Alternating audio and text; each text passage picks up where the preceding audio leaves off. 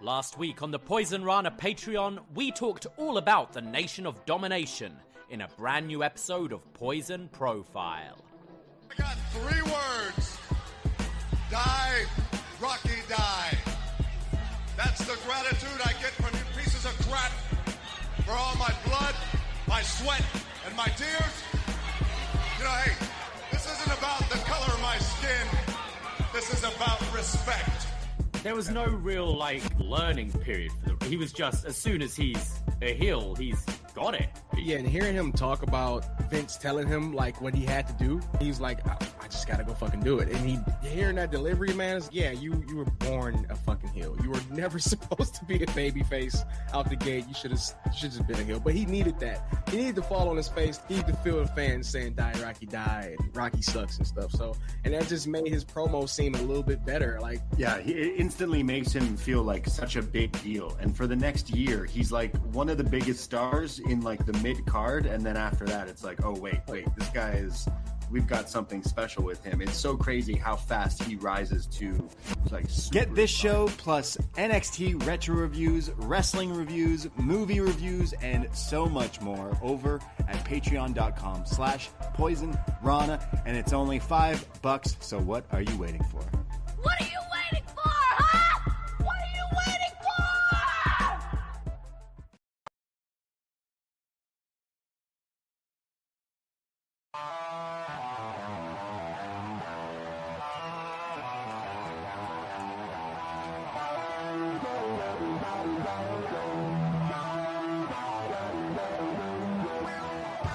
First time in a long time, but back like I never left.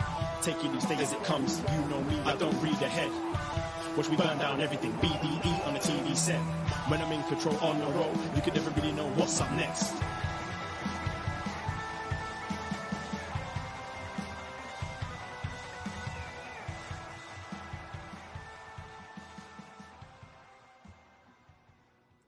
Hello. Braden Herrington here with Davie Portman for Up Next. You found us at postwrestling.com or whatever podcast app you are using. And of course, we are live on youtube.com/postwrestling. Hello, Postmarks. Hello, Postmarks. Hello, NXT friends. We are here today to talk about some NXT, and we're going to do just that. We're going to talk about some wrestling. We're on the road to Roadblock, and the road to Stand and Deliver, and the road to WrestleMania. Good time to be a wrestling fan right now. Yeah, it's an exciting time, right? Yeah. We've got AEW Revolution in 2 weeks. We've got Elimination Chamber on. Is it Friday? Is it Saturday? Is it Sunday? Sometime Sunday morning. I don't know. For us, Sunday morning. They were trying to hit us over the head with what time it is on Raw, and I'm still. It's Saturday morning. No, get out of town. Yeah, it's Saturday morning. You're lying. Yeah, it's Saturday night. You're lying. It's Saturday morning. Get out of town. You're joshing me. Yeah. No way. So maybe we can do an Poisonrana at the normal Is time. it actually? I think so. Okay. Because it's Saturday night in Australia, which means it's Saturday morning here. Oh, okay, right, yeah. Right? Okay. Clocks. Yeah, true. Yeah, they are in the future in Australia. Yes. So we've got that. We're on the road to WrestleMania. I don't know. Wrestling's hot at the moment. Yeah, pretty crazy. We got a lot of things going on. Like you said, AEW's got Revolution in a little while. Sting's retirement. We were gonna do a watch party in Toronto, but AEW doesn't necessarily bring in the same amount of people. So we were gonna do like Sting Day. Yeah, we were gonna do face paint, masks, shirts, costumes, but not model balloons, baseball bats. Yeah, we were gonna do it all, but not a lot of people were interested, and we decided to kind of take it off and just have like friends over and stuff for that day. So maybe the face paint will come out. Probably not, but yeah, I'm excited for that pay-per-view because that show is looking pretty stacked actually. Oh yeah, as AEW is definitely coming back full swing of things, especially with the big business show, of course. But that leads me to my first cheap plug of the night, which is Dynamite is coming to Toronto here March 20th, just in a few weeks. And well, for the second time, we are hosting our unofficial AEW Dynamite after party and the return of the Poisonrana wrestling karaoke. Wrestling karaoke at Sneaky D's right after Dynamite. It's a easy streetcar from the Coca-Cola Coliseum. You just head north up Bathurst and you're there. And yeah, we'll be starting things off at 11 p.m. Going on through to close. So get your karaoke songs ready, your wrestling songs. It's $3 online. Just go to Poisonrana.ca to buy your tickets. It'll be $5 on the door. And yeah, great venue. We had so much fun last time. So looking forward to do it all over again. Yeah, we've done so many shows all across the land, all across this world. And bringing back some wrestling karaoke in our home territory is going to be a whole ton of fun. We're going to be having some prizes and some games as always. And I'm sure people are going to be getting their thinking caps on of what they want to sing. So yeah, come through. You're going to work on some wrestling cocktails as well. Yes, indeed. Sneaky D's, the goat of dive bars in Toronto. And can't wait to see you find people. So get your tickets, secure a ticket because there possibly could be lines and stuff, and to get ahead of the thing, and it's cheaper. So yeah, definitely can't wait to do that, and I'll definitely be singing. And I know we have some prizes and stuff that we got to give away. Some shirts that are probably worth a lot more now, considering you have the CMFTR shirt. I do have a CMFTR shirt. You have a few crazy shirts. Orange Cassidy shirt to give away. Some Acclaimed shirts. Acclaimed have some of the best merch as well. Yeah. You got me that one that I've worn out in public and gotten the craziest reactions. Ooh, Scissor Me Daddy. Yeah, so many people have been like, "What the fuck?" So I wear it sparingly. But the new one, Bang Bang Scissor Gang, I'm looking at that. I'm like, that is it's pretty good, pretty funny, ridiculous. So yeah, Sneaky D's, Toronto, March 20th. Come hang out with us. We're gonna sing some karaoke. And hey, at Poisonrana Pod, if you can't make it there, in spirit, what song should we sing? Don't say, "Oh, you guys should sing Kingdom." Of course, someone's gonna sing. I want to hear some obscure ones because we have in the past. People have sang Ass Man. I'm requesting my song now. Okay, one I haven't done before. Okay, but for a fellow Brit who might be at that show, who should be at that show, I'm gonna do Elevated. Yeah, true. Yeah. All right, we'll have to sing along with me. I need a Will cocktail. Do you think that that sounds weird? Do you think they'll have an instrumental of that online? Possibly. I'll just sing along with it. All right, yeah, fair enough. Maybe not. Yeah. Or the money. Yes. But yeah, that would be the equivalent of tequila. When people go up and sing tequila. Money. It grew on me. It's just a sample of Jump. Yeah, it's like the same. So you can sing Jump. That would count. Yeah, it's okay. Yeah. So bring your singing. We're definitely gonna do this again down the line. But we love doing this. So yeah, Sneaky D's, Poisonrana.ca, or follow us on all the socials to get links to it all. So wrestling karaoke coming soon. We're also planning ahead for Money in the Bank weekend, which is in early July in Toronto, and I'm letting anyone who's like, "Oh, I'm thinking about it. Maybe we could go visit the Six." I'll give you some spoilers right now. You got to come in on the Friday because, oh boy, we're planning some parties when it comes to Toronto and Money in the Bank weekend. So yeah, WWE are doing a weekender. We want to do the same sort of thing. We already have a venue locked in for one of the days. But yes, come in on the Friday, spend the weekend with us. It's going to be the summer. It's going to be beautiful. And I mean, Davey, we throw these parties on, and we're not going to be alone at this one. We're going to be joined by some people at this one. But that's all I can say. I can't say. I've said no more. No more. But yeah, we're working on some fun things, and it's great. So love our community here. Of course, anyone in the chat, hit that subscribe. Search Poisonrana in your podcast app and hit that subscribe and find all the shows Davey and I do. We just went live on Sunday talking about all the wrestling, some Dynamite chat, some The Rock, SmackDown, the Vest, the inbreds, whatever the hell he was talking about. We had a great chat about about that. So go listen to that. Shot in the Dark, 15 minutes or less. Sino will fill you in on all the other wrestling you may or may not watch to catch up on. I am definitely going to be looking forward to the upcoming episode. Oh, and a new What Up Doe, I guess he's coming New What Up Doe coming out this Friday. Because like Sino watches everything, and the whole thing with TNA and whatever's going on with that hourglass, I'm sure he'll be talking about. So looking forward to hearing Sino and B on What Up Doe. But speaking of B, we just had B Detroit, our friend, join us for Nation of Domination, our latest edition of Poison Profile. It's over on our Patreon, where we went from the beginning to the end of the whole Nation of Domination. So we're talking Farouk, Black Panthers with PG-13, Crush, Ahmed Johnson, Savio Vega, The Godfather, D'Lo Brown, Mark Henry, Owen Hart, and The Rock. Yes, we go through the whole thing. We got clips, we dissect matches. You create a great timeline of like different promos and episodes of Raw and everything.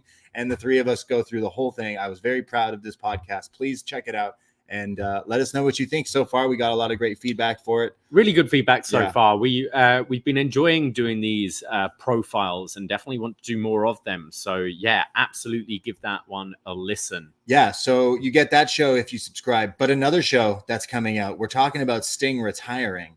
Boy, do we have a few podcasts to help celebrate the career of Sting, because we will be joined by TN8, Nate Milton, the great, to chat best match ever, the Stinger. Yes. Oh, it's showtime, baby. A career that spanned 40 years. Crazy. And we've compiled, I think, 8 matches we're going to be going through. Which is crazy considering that he's wrestled in so many companies. Really, we should do this as a two-parter but or something, but we're going to try our best. We can always do part 2 with more matches down the line.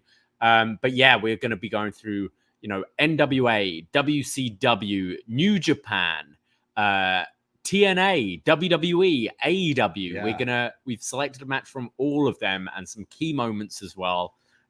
Really looking forward to this one. Yes, going back as I can far remember, TN8 always loved Sting, and the man called Nate is going to join us to talk about Sting. And I already know this is going to be a great podcast. We're recording this tomorrow. So the first match we're talking about is a year before I was born. Wow. And the last match we're talking about, we were at. You were at, yeah. So crazy. Yeah, crazy stuff. So that's a podcast coming out in the next week. Also, it's Elimination Chamber this weekend. So we did a retro chamber review as picked by you, which was the second chamber ever, SummerSlam 2003. I'm going to put that review out tomorrow. So look for that, where we'll be chatting all about that card, the chamber with Goldberg, the chamber where Triple H does nothing except wears those silly pants to, I guess, keep his muscles from holding him upright, I guess. But not the most memorable SummerSlam, but we had a fun time chatting about that as always. So all these different shows, it's only $5 to subscribe. It gets you a whole month's access. Do you remember what the third Elimination Chamber match was? 2005. Yes. Of course. You're asking me about 2005, of course. So I was checked out by this time. Yeah. I'd left, so I'd only seen the first We've 2. reviewed it. It was in Puerto Rico. We reviewed it last year. We did? Yeah, we reviewed the whole pay-per-view last year. Look at that. I have good memory for a stoner sometimes. We did review that. Okay. Wow. Because we were talking we were talking about Backlash, and that was the last time they were in Puerto Rico. That's so we reviewed this show featuring Maven. Yes. I'm sure Snitsky's on it. Yeah. Eugene gets injured in it. Man, Damn. I remember the whole thing. Wow. Yeah. So that's a show you can also access. Also, the last time Nate joined us for a show was also a best match ever, and it was Mike Awesome, Masato Tanaka, the feud. He selected where we went through all that. So that is also on the Patreon. It's only $5. Support your boys. It keeps us nice and alive. Keeps our lights on. Keeps us. We have a new sink now. You got. This is how we make a living. So support your small time creators. $5. Patreon.com/Poisonrana. We've been podcasting a lot, but around this time, it's fun. Like my homework today was, and tomorrow will be like, watch the best of Sting. Okay.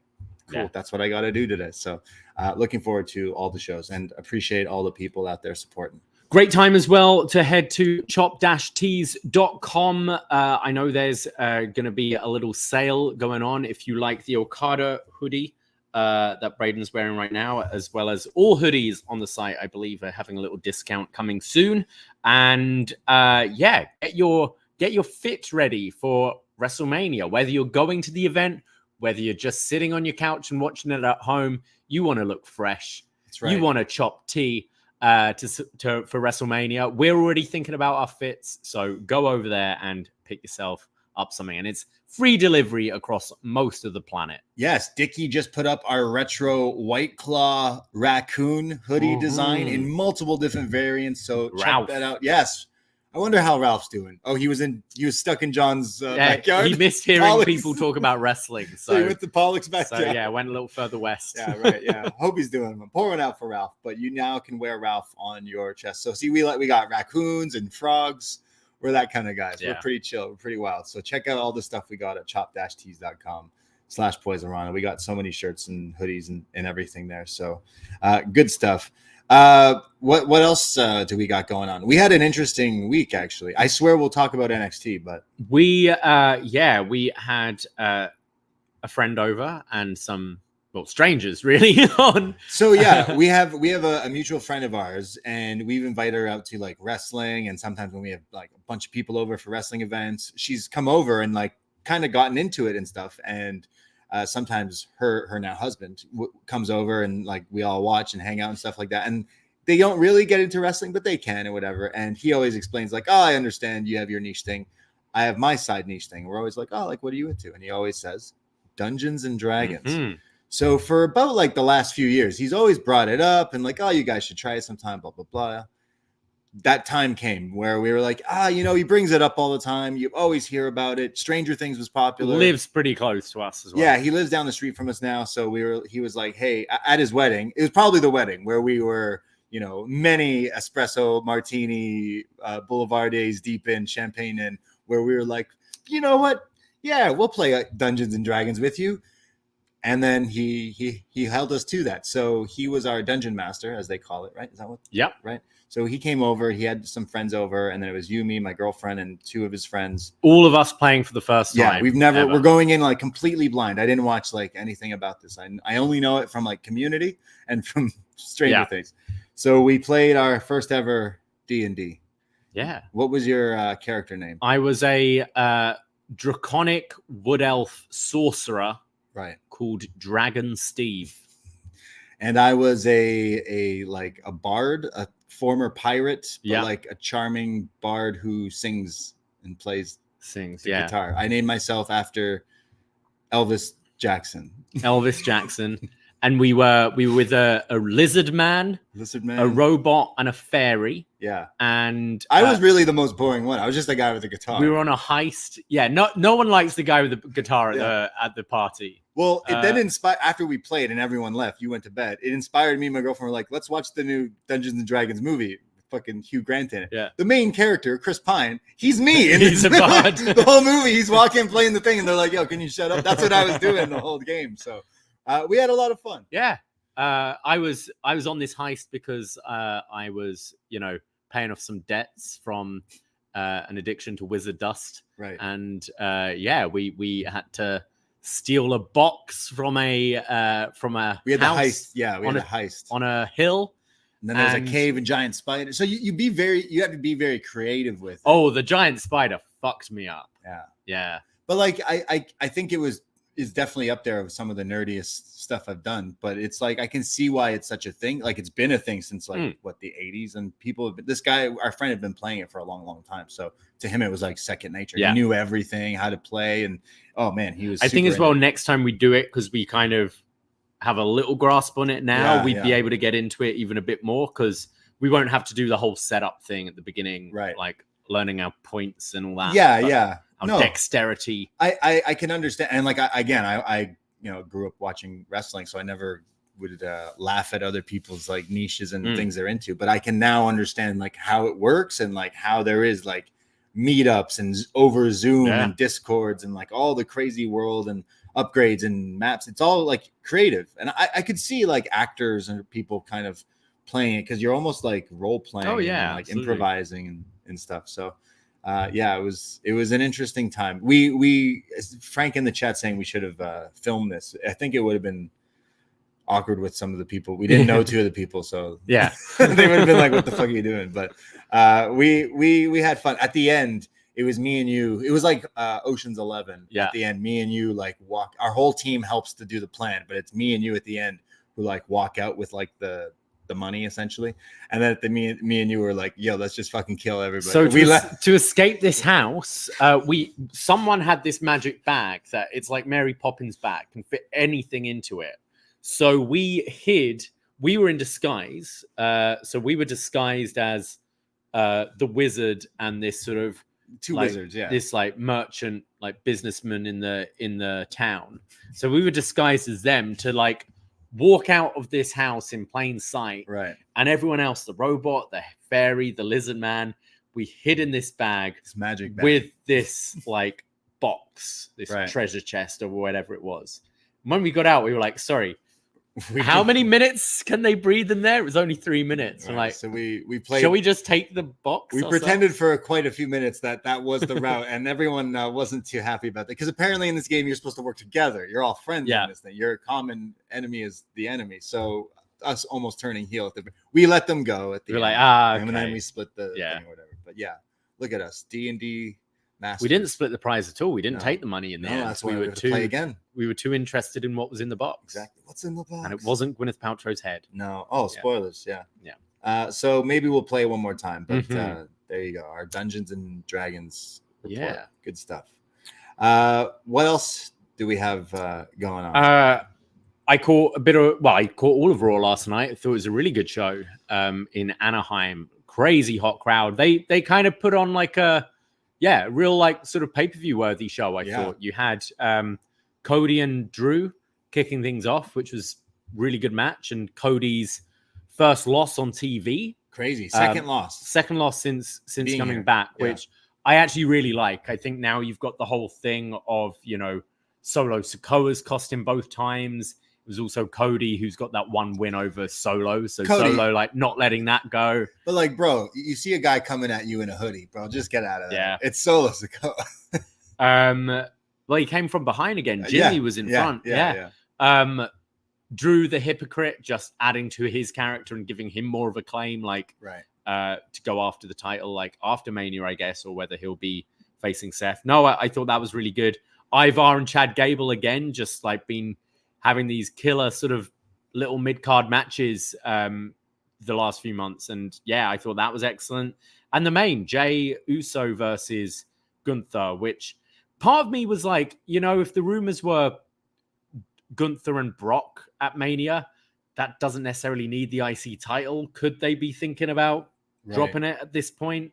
But yeah, Gunther retaining after Jimmy interfering and setting up that feud for Mania. Yeah, it's funny. Another bloodline kind of somewhat Yeah. interference there, kind of similar. But this was he was gunning for player hater of the year there with the bell ringing and the stuff. So clearly we're getting that match for WrestleMania. You feel bad when all the guys with the Rock standing in the bloodline, and then like the Jay is not with them.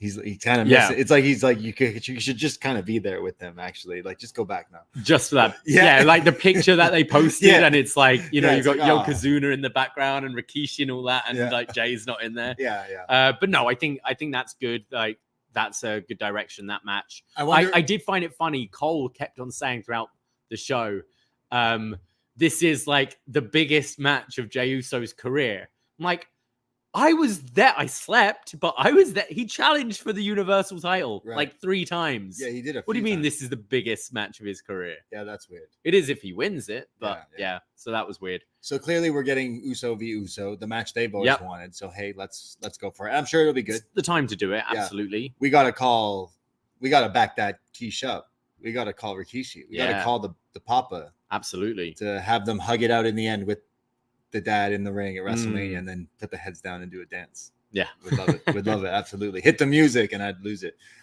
So yeah, and then what? Gunther Sheamus at Mania? Is that the rumor? I don't know, but like, who else is there? You've Braun? got. I'm finding the Sammy story pretty interesting right now. Oh Where yeah, okay. Sammy is just feeling lost, and he's like, I can't be fixated on things anymore. Like he's like, I should just move on from Drew. Like I've had my time when I've been like just obsessed with the bloodline and all that, and he wants a championship. So We have seen Sammy versus Gunther on Raw, but that is something you could absolutely heat up to be a match. Yeah, I'm not sure. Or I hope they don't go the multi-person route with the IC title.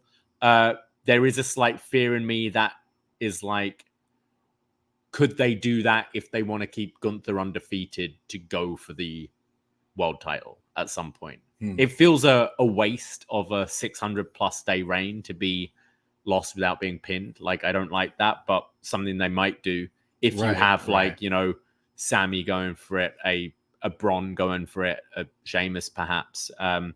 Yeah. I'd like a singles match. Yeah, for Gunther at least. Yeah. Seth, maybe it's Drew and Sammy in a triple threat, maybe.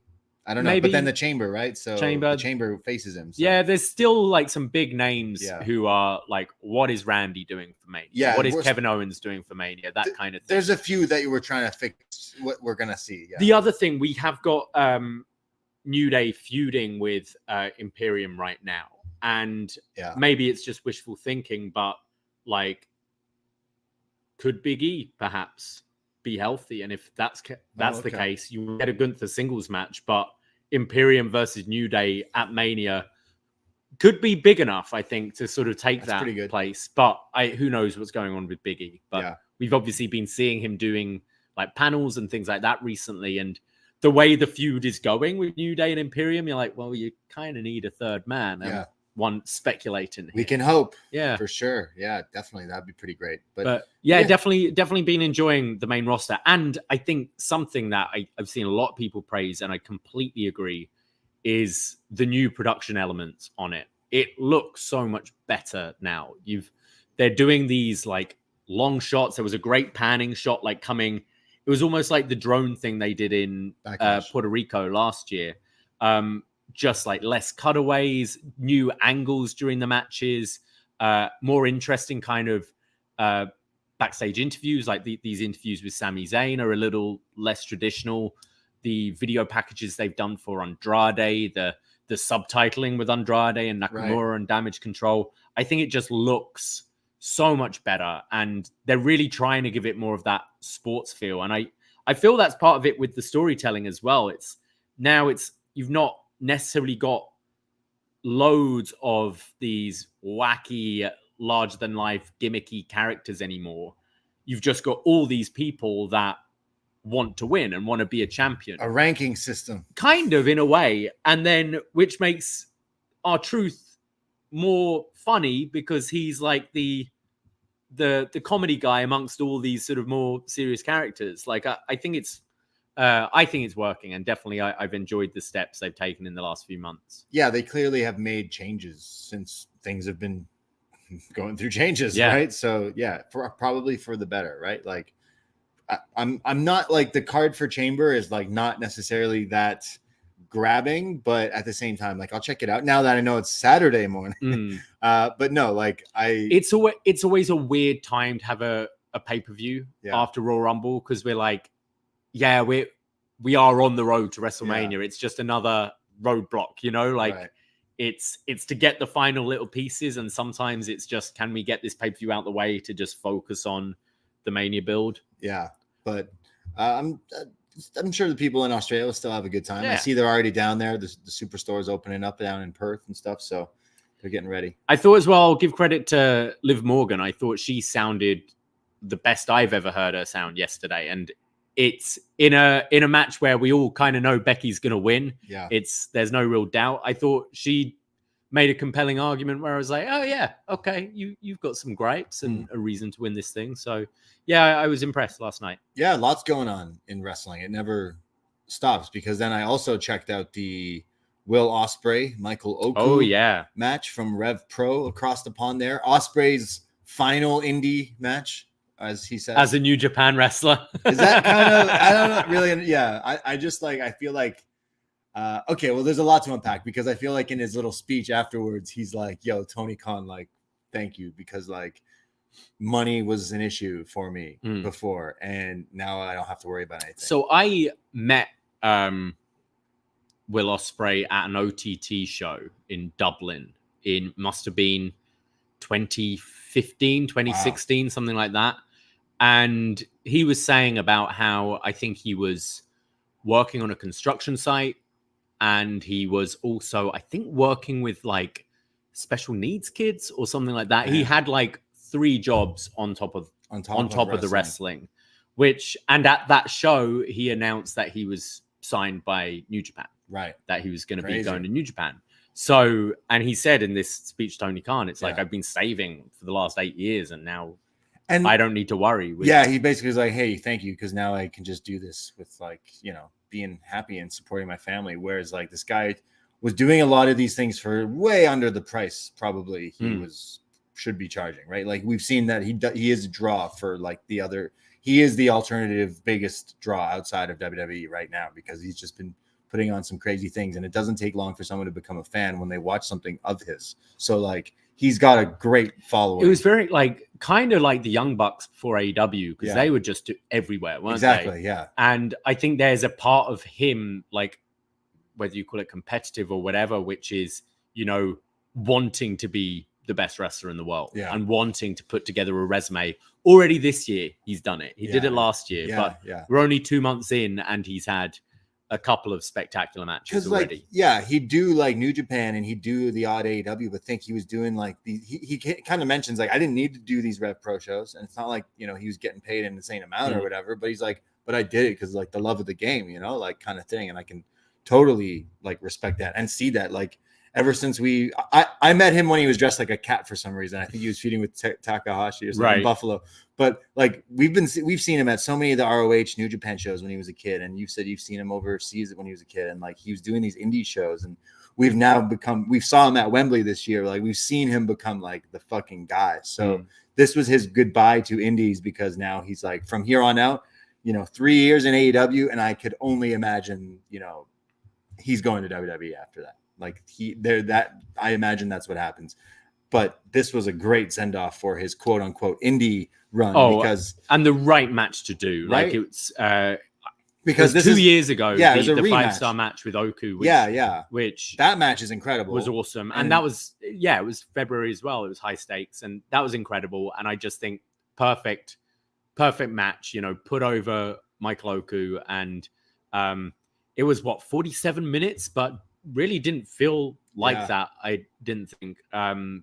Spectacular. Yeah, it was a great match. There was so much, like, again, calling back to the last match, but then like it elevates this guy. Like he's their champion there now. Like that was for this title, but would recommend checking it out. Definitely go to Rev Pro and watch it. It's definitely going to be a match that's talked about, but like it made this guy, the last time they fought, it made this Michael Oku. He was on everyone's radar. He's then like booked in so many other places. I'm pretty sure he's like wrestling maybe Mania weekend, possibly. He normally wrestles Mania weekend, so I'd imagine so. Yeah. So like he's instantly become like a star in the indies, and he's super young. So you got to like already look Ospreay like still giving to the world of wrestling and helping other guys and stuff. But wow, what a match! So definitely worth checking out. But we're going to Dynamite in a few weeks. Does this not mean he's wrestling? Because I cannot wait for Takeshita versus Ospreay. Like, oh my god! But like we went to Wembley last year, and we're like, do we need to do it again? Like, obviously it'd be fun, but flights are very expensive, and like I can only imagine it's Ospreay versus Danielson at Wembley or Ospreay Swerve. They're the two I would think, and like both are killing me if I wouldn't be able to go to those matches. So. Definitely like watching that, and I can't wait. So AEW is going to be swinging hopefully with a bit more full force with like, you know, Mercedes Moné, Okada, Ospreay. Yeah, just like those two can't fight. It feels like it's freshening things up a bit. You know, we've got I've been enjoying Dynamite recently. Like we've got the ranking system. Apparently they're changing the set again soon. Tunnels coming back. Maybe Tunnels back. That would be nice. Yeah, I think so. Maybe Punk told them to get rid of that as well. But yeah, I'd be interested to see how AEW's looking in a basically post Revolution. You know, you're going to have perhaps a new champion. You're not going to have Sting. You're going to have Ospreay, Mercedes, and Okada potentially. Yeah, exactly. Some definite new things coming on. So wrestling's crazy. We got Rock back. We got everything going on in the world of wrestling. So there you have it. We'll be live this Sunday for Poisonrana, chatting everything going on with the Chamber and Dynamite, and Collision's back as well. So we'll be chatting about that on Sunday, 2 or 3. 2, I think. Yeah. So follow us for that. Join us on Tuesday. So search Poisonrana on YouTube. Hit that subscribe. And last final thing before we dive into tonight's NXT. I'm sorry we're running long, but we had something arrive in the mail today. Oh, this is NXT related. Yes. So this is okay. I want to shout out our friend Alex Arbit from Chicago, from Chi-Town. Alex from Chi-Town here, who was at Clarksville for NXT Vengeance Day, and he was one of the people who helped save Chase U, because Alex bought us the Chase U, the Women of Chase U 2024 calendar, hashtag Save Chase U. So thank you, Alex, who says he's from Chicago and drove down to go there and heard us talking about it. So does this mean that Alex is somewhat responsible for Gallows and Anderson being in NXT?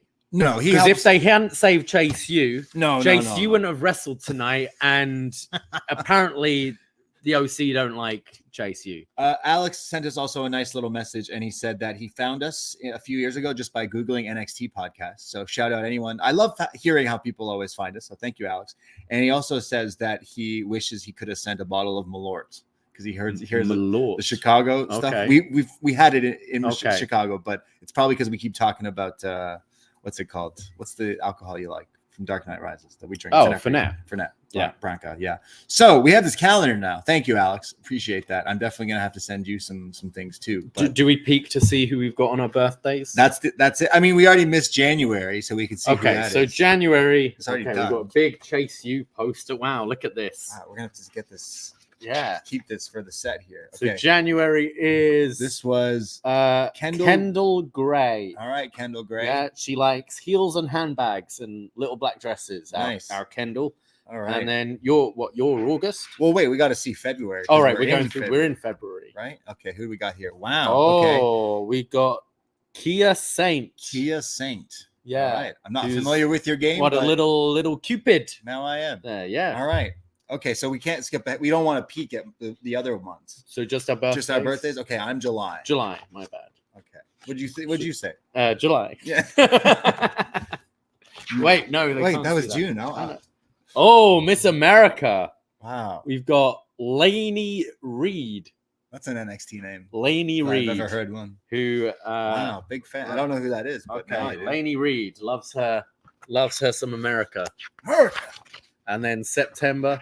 Okay, let's go to yours. Your Who we- birthday's in who we got? September. Yeah. Who we got? Oh, I got JC Jayne. Jayne.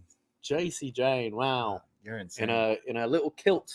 A little JC kilt Jayne. I skirt. love that name. Yeah. Wow. Well, thank you, Alex. So we're gonna have this Chase U calendar up on our set now going forward. We'll always know. We'll write our shows in it, our recording schedule Yeah. and everything. Calendars. Wow. So thank you to our listeners. We love you all, but Alex, very much appreciated. So the Chase U calendar, save Chase U. They're saved, They are saved. right? Yeah. So there we go. Well, shall we get into NXT? Yes, let's talk about some NXT. NXT, a taped show airing on February 20th, 2024 from the Capitol Wrestling Center. And we start with an NXT North American Championship match. Oba Femi defending his title against Lexis King. Yes. So Oba is now a babyface again because he's. I facing think this guy. he's just Oba Femi. Right, I think okay. he is what he is at this point. Right. But yes, against Lexis King, he's definitely the face in this. King goes for a springboard crossbody, and Oba just stands there blocking him. Very kind of like Darby Allin diving into Satnam Singh-esque. Just There was a lot. The size. I mean, Oba is huge. The size difference to a lot of people here, but Pillman Jr. Lexis isn't the biggest guy, so a lot of the moves, like a back body drop, looked massive just because like the size difference. King sends Femi shoulder first into the ring post, which allows him to get back into it a little bit, and slaps Femi across the face, which seems to upset him. And we see in the back Von Wagner and Robert Stone watching on the TV, and Stone says, "I'll be right back." And Von says, no, it's not worth it. Just leave it alone, as they had a bit of a issue with Lexis King last week. So King, as we go back to the ring, double stomps Femi's arm. And then King goes to the outside, seeing that Mr. Stone is there, and shoves him over, comes back into the ring, runs into a big clothesline from Femi. He's hit with snake eyes and then a toss powerbomb, followed by the pop-up powerbomb for the 1, 2, 3, and Femi retains. Yeah, an okay match. It was pretty much standard with Lexis not doing a whole lot. He puts guys in chin locks and rest holds a lot in his matches. I know he's a heel, but he definitely wrestles like an old school heel because he doesn't do a whole lot. And Oba hits the pop-up powerbomb. It looks great again because he's so huge and gets the win. This guy should be the dominant champion, like the Gunther essentially right now of NXT with this mid-card title and run with it. I just don't know maybe what his big opponent would be for Stand and Deliver, but I'd keep this guy on this channel. I'd keep the open challenge as well, actually. I know he joked about how he was getting rid of it, but now that he's a babyface, he should just... I don't know if he is a babyface. I really don't. He should just be like, yeah, actually, I'll fight anyone, and then just do that. Because like the crowd are so behind him. He beat up the biggest heel in NXT. Look at this guy with his facial hair. So like this guy attacks kids and stuff. So this guy's why he should be a babyface. Yeah, I didn't think much of this really. I don't think Femi beat him up enough for it to be enjoyable. I thought King got in way too much offense, and his offense isn't particularly exciting. Didn't go long, and also like we've seen Femi mainly against Dragon Lee and other smaller guys. Like, okay, Lexis King isn't huge, but he's not small either. Yeah. So his moves didn't look quite as impressive as they sometimes do. So this fell a little flat for me, but I would be curious to see who they put Femi against for Stand and Deliver or Roadblock. Same, like there's still weeks and weeks, but I wouldn't mind him. Like he's still somewhat green himself. Like he's impressive. He's super young, but would like to see more of him because I think he could be a big deal in NXT and WWE. So this could be a long run with the title. I just hope if it's weird because usually that title gets the ladder match. Like we're in some way, or is that the tag? In some way, I could see them doing the ladder match anyway. Yeah. We'll see. Yeah. So we go backstage and see Thea Hale, who's all upset. She's sad. It was Valentine's Day last week, and we knew she was having a date with Riley Osborne, but how did it go? And, she says to Jacy Jayne and, sorry, what's the name? Someone Nicks, not Stevie Nicks. Is she in the calendar? Do you want me to go through? Chase Hughes, You know what? Make sure I'll go find it. Now I know I can name all these people. Yeah. Are you giving me permission to go through this? Yes. Look for Nyx. Miss March, is she? Miss July? Is she? I don't know. Miss June. Okay. Anyway, so Thea is saying that Riley hasn't texted her back since last week. And they go, well, what happened on the date? How was it? She said, well, I've been listening to Jacy and I've been playing Hard to Get. They go, okay, so what happened? Well, first, he opened the car door for me. And I said, I'm a grown-ass woman and I can open it myself. And then I decided to be on my phone the whole time during the date because, I didn't want to seem too available. And Jacy's like, yeah, I said play Hard to Get, but that's not quite what I meant. And this is where Ariana Grace, who's been listening on. I can't find who you're talking about. No, she's Harley not. Bright? No, that's a different name. There's some other talented people. Yes. Ariana Grace has been listening on and says that, look, I've been on many dates and I think you might have scared him away. And when he opened the door for you, you should have said thank you and walked out gracefully. And when he was asking you questions, you should reciprocate it. So you should go and apologize and try and get yourself another date. And Jacy's like, hey, I've not been giving bad advice. You just didn't do it how I wanted you to. And Grace says, yeah, I wouldn't be listening to her. That's your supposed best friend. And Jacy tells her to stay out of her business. And this sets up a match for later in the night. So yes, Degrassi High here at NXT. So you're telling me Thea listened to Jacy and just acted like a complete a-hole on their date, therefore like big leaguing poor Riley? We normally see the genders reversed, don't we? We normally see it as the geeky virgin boy who's got a date Right. with the girl of his dreams. Right. And then everyone's like, hey, bro, you can't. It's always the play guy too chasing. Yeah. You can't play too eager. We normally see it that way around. So it's kind of different this time with it being the girls. Yeah, it's weird because they also usually show the segments, and this time they didn't. They just described. Yeah, that was strange. like they just described that this date went wrong. So either like they. I mean, I guess makes sense because why would you take your work's camera crew to your date with you? I mean, it's wrestling. They always. I know. There's been some great dates in wrestling, but it's very bizarre. So somehow Thea listened to Jacy, and the advice didn't work, and I'm interested on what kind of bad moves. Like we've all been on some bad dates before, but like how bad is she mean to this guy? I feel for her. Sounds like it. Yeah. So we go to the Lyra Valkyria's dressing room where she's with Tatum Paxley, and Lyra's checking on her after last week's match. And she goes, you took a beating last week. Are you okay? And Tatum says that it doesn't matter that she lost, but what does matter is that Lyra came to her aid, and that's all she cares about.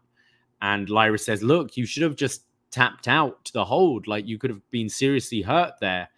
And asks her to do one thing tonight. And Tatum goes, yes, you want me to attack Shotzi with a chair? You want me to spit mist in her face? And Lyra says, no, I want you to stay back here and not interfere at all. Please do that for me. Tatum agrees. And as Lyra leaves, she's kind of saying, oh, this is going to be really hard. But yes, I'm going to do that. Yeah, this storyline's a bit weird with her kind of taking her under her wing, pardon the pun, but I guess it's something to do for Paxley, but it's a character that I'm already like, it's worn thin for me. I know it's like the story's, it's going to lead to them eventually having a more serious feud. Yeah, I wonder if Lyra drops the title because of her. Yeah, you know, something. by accident, that kind of thing. Maybe. And could be a way to change Lyra's character because she's then like, mad. Well, I guess this is like sort of like a B storyline because I eventually think heel Roxy goes after Lyra for the title. Yes, so. Absolutely. The Wolf Dogs come out and Bron says, look, if you were to say back at No Mercy when we were beating each other up that this is where we would be now, I wouldn't believe you. And he goes, look at us. We got new alligator skin boots. And tag team championships. I'm a sucker for anytime anyone references what kind of boots they're wearing, and I mean alligators, the classic. When they're in Florida, there's plenty of them. If I was Braun has worn the alligator skin other stuff on his social media, so like yeah, that's what I like when I see this. These guys just won tag team titles. What is the first thing they do? Go buy some new alligator skin boots. Fucking right, yeah. I do love me some Braun Breaker. Have you eaten alligator? I have, yeah. Pretty good. Tastes like chicken. Corbin says, oh yeah, I remember No Mercy. Didn't I beat you? Oh. And Braun says, you might have been, but I've been carrying this team. And Corbin says, okay, but I set you up nicely. You know, it was end of days and then you hit the spear. And Braun goes, yeah, you set me up with the end of days. I hit the spear. And the crowd starts to end of spear. And he goes, is that Spear of Days? And the crowd loves it. And now Corbin's all in. He loves it too. Spear of Days. He says, look at us. Just a couple of a-holes in the middle of the ring feeling good about being new tag team champions. Love these guys. Yeah. Wow. I can't believe I'm enjoying something of Baron Corbin, but Braun brings the best out of him. It's literally like using the weak points and taking the strengths and like emphasizing that, and definitely like you going into the a-hole kind of thing, like and it's completely turned. They're supposed to be bad guys. I don't think they are anymore. Oh no, absolutely, they're baby faces. Yeah, I mean Chase U then come out and Chase U seem like the heels. Chase U comes out and they get booed by this crowd. Now mind you, there's only so many people here, including that one fucking guy who won't stop yelling. He's back this so annoying. Week. Jeez. So Andre Chase and Duke Hudson come out and he says, you might not care who your next challengers are, but we do. And do you want me to spell it out for you? And Duke says, winning the Dusty and Tag Championship isn't easy, but Chase U is back now. And Corbin tells them to go and shove their calendars up their asses. Hey, leave the calendars alone. And Chase says, what we have here is a teachable moment. And look, the former champs promised us a championship match, and we won't take no for an answer. And Duke says, so, woof, dogs. He's one of those people. He's one of those woof people. He says woof. We The talked big about bad it. woof. Some people say wolf by saying woof. Yeah. So woof dogs. Some people are wrong. Yeah. And says, we are going to give you an Andre Chase style ass whooping. And that's when Fraser and Axiom come out. Oh yeah, Fraser and his friend the Power Ranger. Yeah. Literally wearing like a Green Ranger inspired getup. Absolutely. It was so inspired by that. Fraser's trained by Seth, right? Because here he comes running out doing the Seth thing. No. Seth used to do that like all the time. So clearly learning from his trainer. Goes, it ain't happening like that. That agreement is now null and void. And Axiom says they were the closest to beating Braun and Baron, so we deserve it. I fucking hate that logic. I could not stand this line. We've already lost to those guys, so we deserve another. We were close at beating them. We almost did. We got a 2 count a couple of times. Yeah, it's not like Sami Zayn like, hey Cesaro, I almost beat you like multiple times. It was 1 move away. This was like, hey, we were the closest. Or getting a visual pin and the ref was down or whatever. Like, sure, this was like, you fucking wiped the mat with us, but we stood some sort of a chance. So like, we should get mad. These guys are heels now. This is completely reversed. The a-holes, the Wolf Dogs, are supposed to be bad guys, but here they're good guys because Chase U sound like whiners, and so does Nathan Frazier. Like Frazier and Axiom are heels now, I'm assuming. The way his tone was and the way like later on, like they are like the tweener role because they've been acting kind of mean. Frazier especially, he's been like, putting his foot in his mouth all the time, kind of says what he's thinking, but maybe should shut up at times. Like his gimmick is John Oliver, right? So Duke mocks their accent. Yeah, we have an Aussie doing what I'm sure Aussies and Brits hate anywhere else in the world, which is like as soon as you meet someone, you go, "Oh, where are you from?" "Oh, I'm from Australia." "Oh, I'm from Australia." And he's from Australia, so he does it to like. There's a couple of times. I've just started watching The Boys. Oh yeah, and you've got Dredd. What's his name? Aemir from Lord of the Rings. Yeah. Carl Urban. No. Yeah. Carl Urban. Yeah. I forget his name. Butcher. And Aussie. Right. Why is he British? There's no. Is he British in this? He's British in The Boys, but his accent's pretty much Australian. Right. And there's no, as far as I am, there's no need for this character to be British. It's just weird. British. And vice versa. There's that film Contagion. That the kind of Matt Damon pandemic film, right? Where Jude Law is British playing on Australian in the US for no reason. It's very bizarre. But yeah, so now you've got the Aussie doing the British accent. So we got the Aussie mocking the British guy and the Spanish guy, the Spanish Power Ranger here. Axiom is Spanish, right? Yes. Because he's got an accent. Yep. So, but it's Duke making fun of the British guys. Yeah. And no mention of cricket or rugby. That's normally where Aussies and Brits beef. Is that so? Cricket especially, and says, well, don't know who invited you to the party, but get to the back of the line, and we're going to win these championships and place the Chase U flag firmly where it belongs. Corbin is like, look, we got places to be. Sort it out between you lot. Ava then comes out. Crowd are into Ava. They like Ava. They're chanting Ava. And says, look, it's not up to you guys. It's up to me. And she makes a number 1 contenders match for later in the night. Yes. So that's one of our main events. Yes. We see Roxanne Perez getting interviewed. And she says she's got a match with Wren Sinclair tonight. And says she's in the calendar, by the way. Wren? Yeah. She's not in Chase U, though. I've now been spoiled, and I noticed there's a few people who aren't necessarily in Chase U, but clearly it's like just Lash Legend in there. Rizzo, okay, is in there. I saw Carmen Petrovic, the Toronto girl, and we'll have to look at it. Yeah, okay, can't wait. She says that Wren Sinclair reminds her of herself, just happy to be here, but after a while, you'll realize happy to be here doesn't cut it, and people will rip your opportunities away from you. Opportunities you've worked your whole life for being taken away by main roster superstars. And you'll realize that the only person that can make you happy here is you. And Lyra and Shotzi, I hope you're watching my match because I'll be watching yours too. Damn. So yeah, Rox just turning Yeah, heel. I like it. I like it a lot more, at least for right now. Like she already did the kid underdog stories. Why not do this? And going full heel is definitely going to work a lot. So. We have another what I call the Okada vignette. Oh yeah, it's totally. He'll Okada. be in AEW, and I'll still be calling them the Okada. It's Okada. It says, "Men deny their truth. I will be a mirror to it." And then we hear the footprints, but now it's like running, and then like the mirror breaks. And then it's like a scream kind of thing with just red all over the screen. Yes. So I guess another week of speculating, but is it Tien Shaw, the Boa? Is it those people again with the evil spirits, or is it Nakajima to face Ilia for stand and deliver? I'm going to say, is it Okada? Going back to the Tamatanga? Going back to the first one, which was the three faces. Mick Foley.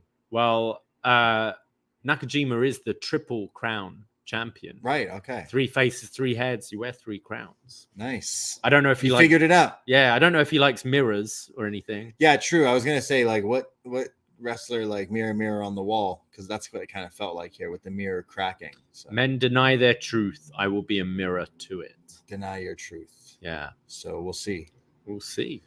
I mean, if it is Nakajima, that's from All Japan. Like him and Ilia would definitely put on a crazy match at Stand and Deliver, and then finally you hear the WWE fans be like, Who is this? Why am I supposed to care about this person? I don't know this person. I don't watch this person. I've never seen this person before. Yeah. And then you watch the match and go, that was pretty good. Wrestling fans. Would it be for the Triple Crown? Fuck it. Yeah. Ilia wins all. I mean, it should be Brooks Jensen fighting for the Triple Crown. Yeah. And we all know it. But I don't know. Beyond that's just us speculating. There's a lot of people are speculating that online as well. Obviously, because it's like 3 faces, there were 3 people in Tien Shaw with the face paint and stuff like that came to mind. So it was Wendy Chu. It was Xia Li, right? Xia Li and Boa. Okay. Right. Yeah. Yeah. I don't know. We'll see. There could be that. There could be other people. Tamatonga is the other name. There's the other one like that's coming people around. who might be coming in. And I don't necessarily think this would be for like someone that's like, a former pitcher or like football I player. can't see being a next in line Yeah, person. Yeah, that doesn't really so make like much that's sense. that's kind of where I'm going at. So it has to be one of those. We go to Roxanne Perez versus Wren Sinclair. Wren gets in some early offense and then hits pretty much the proto bomb on Perez. And they go to the outside. Sinclair delivers a forearm, which pisses off Rox, who then just wrenches the arm, sending her face first and shoulder first into the mat at ringside. And now she's favoring her shoulder. Sinclair tries to fight back with some clotheslines and drop kicks. And Rox just kicks her in the gut, hits Pop Rox, but doesn't go for the pin and wants to add insult to injury and applies the crossface, forcing Sinclair to tap out. Yeah, so even more heel Roxy. She always pins them with the Pop Rocks move is the pin. It ends with the pin there. So she like rolls out to put the submission on to make her tap out. So heel logic, make them tap. I like it. Amina Rox, add a new finish. I could have, like everyone does the crossface already. It's like there are a lot of people with crossface. So like it's already kind of like not a finisher, because like so many people do it. Like I just feel like you could have come up with something. Even the Pop Rocks is like not like the most creative move because like a million people do it as not a finisher, but hers is for some reason. Hers hurts more. And I feel like they just went just use that move, or she wanted. I don't know, but just using the crossface is kind of like we see. There's a lot of similar finishes at the moment, I think. Yeah. We said this the other week. There's a lot of kicks. But it's a lot of crossfaces. Yeah, but like that's why I love wrestlers that stand out when like they do their crazy stuff that I've never seen. You don't need to do flips and jumps off ropes to create moves. You just have to watch things. And I know when like I was a kid, playing with action figures and Spider-Man, I'm sure grown men wrestlers have said like they come up with moves still with sometimes the figures of themselves because like, is this possible? And then they go try it in the PC or whatever. So like come up with something that I'm trying to think, hitting the Pop Rocks that goes directly into a finish, hitting the Pop Rocks and then turning it into, I don't know, a leg thing, something. You're just like she hit the move and then put her in a crossface. But I do like her having a submission now. And I think, they're they're working on this Mina Roxanne. Yeah, which I do like. Quick match, but I thought Wren looked maybe a bit more experienced than some of the newer people. Like Yes. she didn't look particularly outplaced in there. Wasn't a fan of her gear, like the Nikos Ricos. It's Adidas Nikos Ricos though. Yeah, it's like she had to got buy rid these. of the country girl denim stuff she was wearing. So it's like she had to get these like classic Adidas stripe, almost like the tearaways. Yeah. Except then had to like tailor made one of them to be cut off. Yeah. At the leg. It's like so strange, but we'll see. Because she actually, she is a bit more advanced than a lot of the other people here. She's been around the indies and stuff. And nothing between her and Fallon this week. And the way she was dressing different, I wonder if they're just like moving them apart. Right, yeah. We see Metaphor. Lash Legend's going to be facing Kelani Jordan later, and Noam says she's going to take care of her. And this is when the No Quarter Catch crew, did I get it right? I think so. Come in. And Charlie Dempsey says, again, like he did last week, this cup represents 100 years of tradition in This British. cup. And Noam just goes like, wow, you're boring. I don't care. No one cares. And says, right, guys, shut up. Which one of you am I facing next week? And they say, well, the catch clause means that we decide in the ring. All four of us will be in the ring, and then we decide. So it's the No Quarter Catch crew clause. Yeah. And if I was Noam Dar, I'd be like, oh, and my champion clause says, no, I'm fucking facing you. Right. You know? Like, Yeah. How are the challengers calling the shots here? So yeah, you could face all of us. So this is official for next week. Noam Dar versus one of these guys. I think look, we've seen so many iterations of the Diamond Mine, Drew Gulak, training in the gym, Timothy Thatcher. Like, look, we've watched NXT for a long time. We've been doing UpNXT for a long time. You know how many iterations of training in the gym, dungeon style characters they've done? It's Timothy one Thatcher. of it's one of the like avenue. They have a few that you start off with, and then it goes a bit more niche as you go. But like that's one of the lanes, and they've been doing it for so long, and it's definitely like worn thin. And the thing that they try to do differently is like, well, in ours, you don't know who we're facing. I don't think that's a good enough gimmick to like add. It's a little ripple, cool, but I need a bit more. I think it works if they win next week, and then it's essentially free bird rule with exactly. this trophy. Yeah, as we were saying last week, like it's more interesting if they win this cup because then they can do different matches, switching in and out, and then have. And this feud hasn't seemed hot at all, which it seems kind of out of nowhere for Noam to drop it to one of these guys, but I think Noam's had this long enough now where it's time for maybe have him do something different. It would make sense with these guys, obviously with Dempsey being in there with the whole rules and his dad and everything. Like, it suits their gimmick for sure. And you can have Noam over Femi would be fun. Yeah. That sort of thing. And then there's so many the tag titles. Like there's so many different things Metaphor could be doing. So we go to Brooks versus Jensen. Sorry, Brooks Jensen versus Josh Briggs. I'll never get it right. Yeah, I always mess that up too. But yes, our boys. Our main event. Yeah, this is our WrestleMania main event here. Brooks and Briggs, one against the other, as they go upon their separate ways. Pretty crazy. So they've split up and gone their own ways. And Briggs' advice was, hey, grow some balls. So Jensen came in dressed to the nines last week, punching his buddy, and it set up this match. And they're still friends, but it's a little bit of a friendly rivalry. Also a rematch because they have fought before. When Jensen was all dressed ridiculous with his glasses. Yes, that's and right. Was in a year ago. Probably around a year ago. Yeah. In love with Kiana James. So finally, here they are facing off each other. Briggs comes out first, and then Jensen comes out with his Separate Ways, the Journey ripoff theme. Mm-hmm. It is pretty banging, actually. It's pretty good. And but he's not what we've seen him, I think, at like live events, trunks and boots, but he's still in like more his cowboy jeans and cowboy boots. He's got the stash, he's got the flow. He's young. He looks almost like what's Hangman's kind of going for with the stash, Magnum TA or whatever, right? But he looks like he's from the 80s. And like again, broken record, this guy should be like doing some stuff with All Japan because he looks the part. He looks like he's like kind of like in that 80s kind of vibe. So it works for him. Yeah. Also shout out Brooks Jensen had a match on NXT Level Up versus Javon Evans, which is also someone everyone should be keeping eyes on as well. He made some waves online because I forget what his indie name was, but he kind of had his first match here, and it looks like he'll be doing more here with WWE. So he's a name that I'm sure we'll be seeing on Tuesday nights too. But yes, Briggs v. Jensen. Oh no, my calendar's falling over. Both look really kind of pissed off and fired up right at the beginning. They're trading shoulder blocks. Jensen gets Briggs in the corner and does like a chop elbow combo into a bulldog.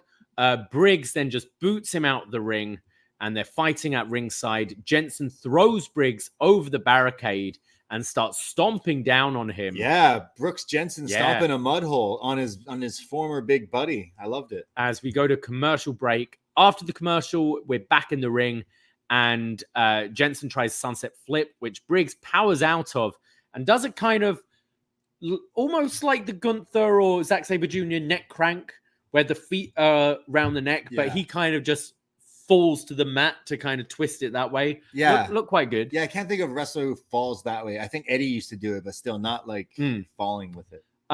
Briggs is then beating Jensen in the corner as the rest doing the 5 count, gets pulled off and starts getting booed by this crowd. There's a sidewalk slam followed by a splash from Briggs. And then Briggs starts yelling, "Show me you're a man. I'm doing this for you. I'm doing this for you." And Jensen is getting up. He's on wobbly legs and just slaps Briggs across the face. Briggs laughs and comes back at him.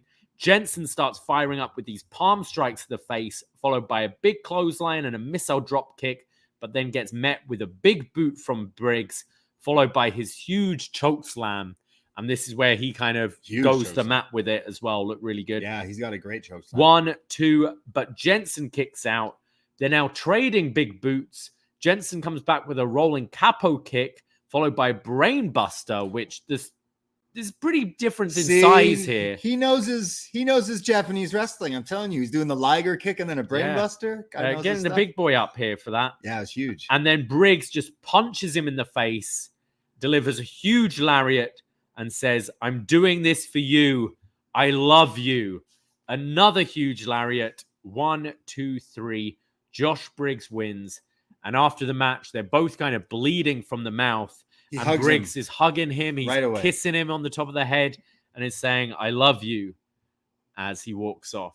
But yeah, what do you think of this? Yeah, I mean, this had way more meaning to maybe me and you because we've loved these guys. We've followed them here on NXT and made fun of them when they were finishing each other's sentences and eating each other's steaks on the barbecue. Never forget. But then like they won us over and they both got heart. Hey, Fallon too, like the three of them. But we've been following their silly storylines and then getting into the more serious wrestling. And who knows, Briggs, obviously we've talked a lot about in Evolve and before WWE, but he could be finding his spot in WWE as like a solo act, but I still am a fan of them as a tag team. And that's something they can still go back to because the end here is like not them hating each other. There's no hatred, right? Well, for me, it left it open a bit because you're wondering whether it's like a bit diluted from Briggs is what I'm getting. Like he's giving the tough love, but it's like, did you have to be that tough with it? He punched him in the face. Yeah. That was the finish. And he counters the sunset flip and punches him in the face, which like you don't do necessarily in wrestling, right? Yeah, so I'm wondering if we're going to see more beatdowns from Briggs. Right. And he's going to be, no, I'm doing this because I love you. Just weird heel logic. Right. But they could go either way with it. But I really enjoyed the match. I thought both went like really pretty stiff with each other in a good way. And I'm a fan of both. Yeah, big fan of both. Hope we see a lot more of them. Again, broken record. So it's Jensen in the ring laid out and he's like defeated. Again, the storyline could be like, I can't find myself. Nothing's working. And then Ava goes, "Hey, I got a deal for you. I'm going to send you somewhere." And then he goes on a little bit of excursion or something. But yeah, love these two. Hopefully there is time for them to team up again down the line. But here they stood worlds apart. Yes. As they go their separate ways. And someone else worlds apart. Well, in a glass cell, in a straitjacket, Joe Gacy I mean, okay, so we just went from like two guys, brothers who are tough love and wrestling and punching each other in the face. And then we go to Djack, who tweeted earlier today before NXT, tune in on NXT as I kill Joe Gacy. I'm going to murder him on TV tonight. He tweeted this basically. And then later tweeted saying, maybe I shouldn't have tweeted that because lawyers can see that. Yeah. And that's exactly what happens. I'd be more worried about policing it than lawyers. Me too. Like, Yeah. I feel lawyer is who you call Absolutely. after the police, but whatever. Yeah. So Djack comes in and just slams some sort of torture instrument on the desk. So we're in like a jail. We're not in like his office, but we're in like something that clearly connects to his universe. Or It's like like a glass cell. film noir type. I don't know. It's Batman and Joker. It's where isn't the it? Joker, Heath Ledger. Yeah. It's Batman. Interrogation. Like, yeah. Why do you want to kill me? Yeah. That's Where are it. the other jokes? Wait, that's He says, "There's no decency in you, Gacy." And Gacy says, "I admire you trying to stop me, but this train is on a different track." This is Batman and the Joker. It's 100%. And Djack goes, "I have instruments of peace to derail your train." And Gacy sort of draws something on the window and then breathes on it, so we see the smiley face that used to be a symbol, right? Very similar to the Batman. Yeah. No, Heath Ledger's Joker. Yeah, it's very similar to all of it. Harvey Dent Luca Crucifino walks in Luca Crucifino, yes, the lawyer of NXT shows up and says, "Whoa, Djack, this is imprisonment. This is illegal. He violated my law." Well, the world doesn't work how you want it to. And Gacy's just pressing his face against the window. Yeah, he's smudging his face. Again, he's in a straitjacket this whole time. Yeah. So and they're talking to each other through the glass. And this time now he's like rubbing and smudging. You know, like kids always do it against the mirrors and stuff. I had at work before like the theater a few weeks ago. Right. A guy like probably in his late 60s, early 70s, waiting at a table for his wife to show up. His wife comes to the window, presses her face against the window, licks the window, and I'm like looking, not knowing who this woman is, then comes in and sits with him. Oh my God. I'm like, come on. Yeah. Don't lick a window. Gacy was pretty much licking this window. Yeah, but this was maybe cleaned beforehand. Yeah. Anyway, so this isn't over, and Gacy keeps laughing, but yeah, very, very Batman Joker-esque. What are we getting here? Are we getting a straitjacket match? Are we getting a? We've had no DQ Falls Count Anywhere, haven't we, so far? I mean, like, yeah, eventually they got to face off in some sort of next level gimmick match, a straitjacket match, a body bag match. I'm not sure, or it eventually leads to them being a tag team. Okay, right? Like, both of them really don't do a lot other than this silly shit right now. So, like, could maybe, imagine what would happen if Batman and the Joker teamed up. Yeah, both equally fucking crazy. Yeah. What, two sides of the same coin or whatever you say? Yeah. I'm not wearing hockey pads. Always remember, you can check out all our Batman reviews in the archives here. We haven't done one in a while. I think we're behind. We did the Batman. No, we're up to date with Batman films. We've got to do the Suicide Squad, I believe, which I know Rob, our world champion, has got planned for us. And we haven't done The Flash, which I would count as a Batman movie. Okay. Yeah. Have you seen it? Yeah, I did. Yeah. Okay. I haven't seen that. So we got two. Yeah, it'll make for a fun review for sure. Cool. Yeah. So, and like, as all this time has passed, there's things in it that like you haven't been spoiled on, which is crazy because no one really cared about that movie. Yeah, no. So finally watching it, was like on a streaming thing. This was just recently. I was like, yeah, whatever, I'll watch it. And like, it was whatever. It's no Madame Web, I'm sure, but I kind of want to just to say I did. I saw a thread. Have you seen the interview of, is it Dakota Johnson? Is that her name? Dakota Johnson and Sydney Sweeney. Did you see where she was being interviewed? And this, I think it was in the UK. This guy brings up like, hey, so there's a line in the trailer Yes. about my mom died in the jungle looking for spiders. and she's like, yeah. He goes, yeah, it's been memed a lot. Okay, why? And he's trying not to say because it's a fucking stupid terrible. line. Yeah. He's like, some people are like, oh, what does that mean? That doesn't make sense. Well, no, it's exposition. What do you mean it doesn't make sense? He's like, oh, okay, just leaves it. Apparently, they cut the line from the movie. Really? Because everyone roasted the trailer. But like a weird spoiler that I heard from our friend John Cino told us that they used the song from Catwoman in this movie. Therefore, someone knows exactly what they were Scandalous? making. Yeah, apparently. Nice. So like Mystique. They basically were like, this movie fucking sucks. Let's make some fun. Like, let's shit on it even more. But the best thing about this movie is Dakota Johnson and Sydney Sweeney in all the interviews leading up to this movie and any of the press, which has just been awful because they're trying to avoid saying this is a terrible movie. Basically, when they signed on, they're like, we're so excited. We just signed on. We're going to be in the MCU. This is great. And then it's like, sorry, actually, that's the other one. What do you mean? No, we're in the MCU. Yeah, where's Tom? Where's Robert Downey? No, you're in the other one. What do you mean the other one? Yeah, you're not in the MCU. You're in the like Sony, Fox, Spider-Man, bad guy universe thing. It's the same thing. And then they made this, and I can tell they were like, fuck. They should have. They're hot young actresses. Maybe their manager should have told them like, actually, it's the other. Well, it's one of those things though. Like if this became like an incredible film that everyone's raving about, they probably would be in the MCU. You know, like because Tom Holland is Sony Spider-Man still, isn't he? His films are like Sony and.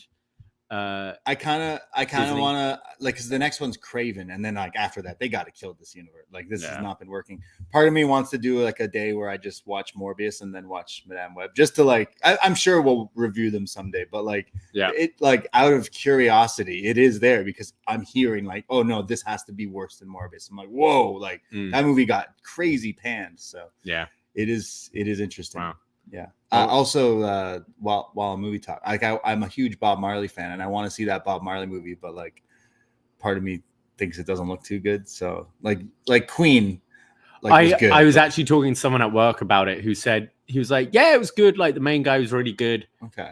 I kind of feel most biopics are like whoever the lead person is fantastic, like nail it. Everything else I always find lazy. Yeah. I find every other character like caricatures. They often, like the Queen film, just rewrite history completely. Yeah. I mean, it's a movie, which I get to an extent, but like the Queen one, it's like there's a great story there anyway. Like, why do you need to change it? A lot of it's like they just shoot like long music videos. That's just of the songs, like pretending to be it. So it's like it can be a bit boring because the Queen one, they didn't touch on like the partying or anything. They just were like, oh no, there was a guy line with his top off with some powder on a table, and so that was it. So today it's coming out that they're making 4 individual Beatle movies. Interesting. And then it's like the Avengers. It's like the Beatle cinematic universe, the BCU coming soon. You're going to have a movie for John, Paul, George, and the other one. And then finally they all come together. And then they have like their Avengers movie where they finally get together. It's not like season 4 of Arrested Development where it's all the same film, but from a different point of view. Right. So you just have like odd shots of Paul in one of them. And... Right. So yeah, like this could be really weird. They're gonna have movies focusing on each one, and then I like that. I think that's kind of cool. Ringo's one is just him on LSD the whole time. All of them narrating Thomas the Tank Engine. Yeah, was that? Yeah, that's Ringo Starr. Yeah, I do love all. Who was the original Ringo though? Yeah, like they made a Beatles like TV biopic like in the 90s, 2000s, and like it showcases the guy, the 5th Beatle, like the original guy who dies. And which Paul are we talking about here? Original Paul or Dead replacement Paul? Yeah, like zombie lizard guy Paul. Okay, cool. Sorry, zombie lizard man, is that what he is, or is he just a completely different guy? Original Paul died, and then we just got this Paul now. This Paul's been like Paul for the long time now. This is the Paul who like smokes a lot of weed. And this Paul, likes when he was in walruses. CMLL, his name was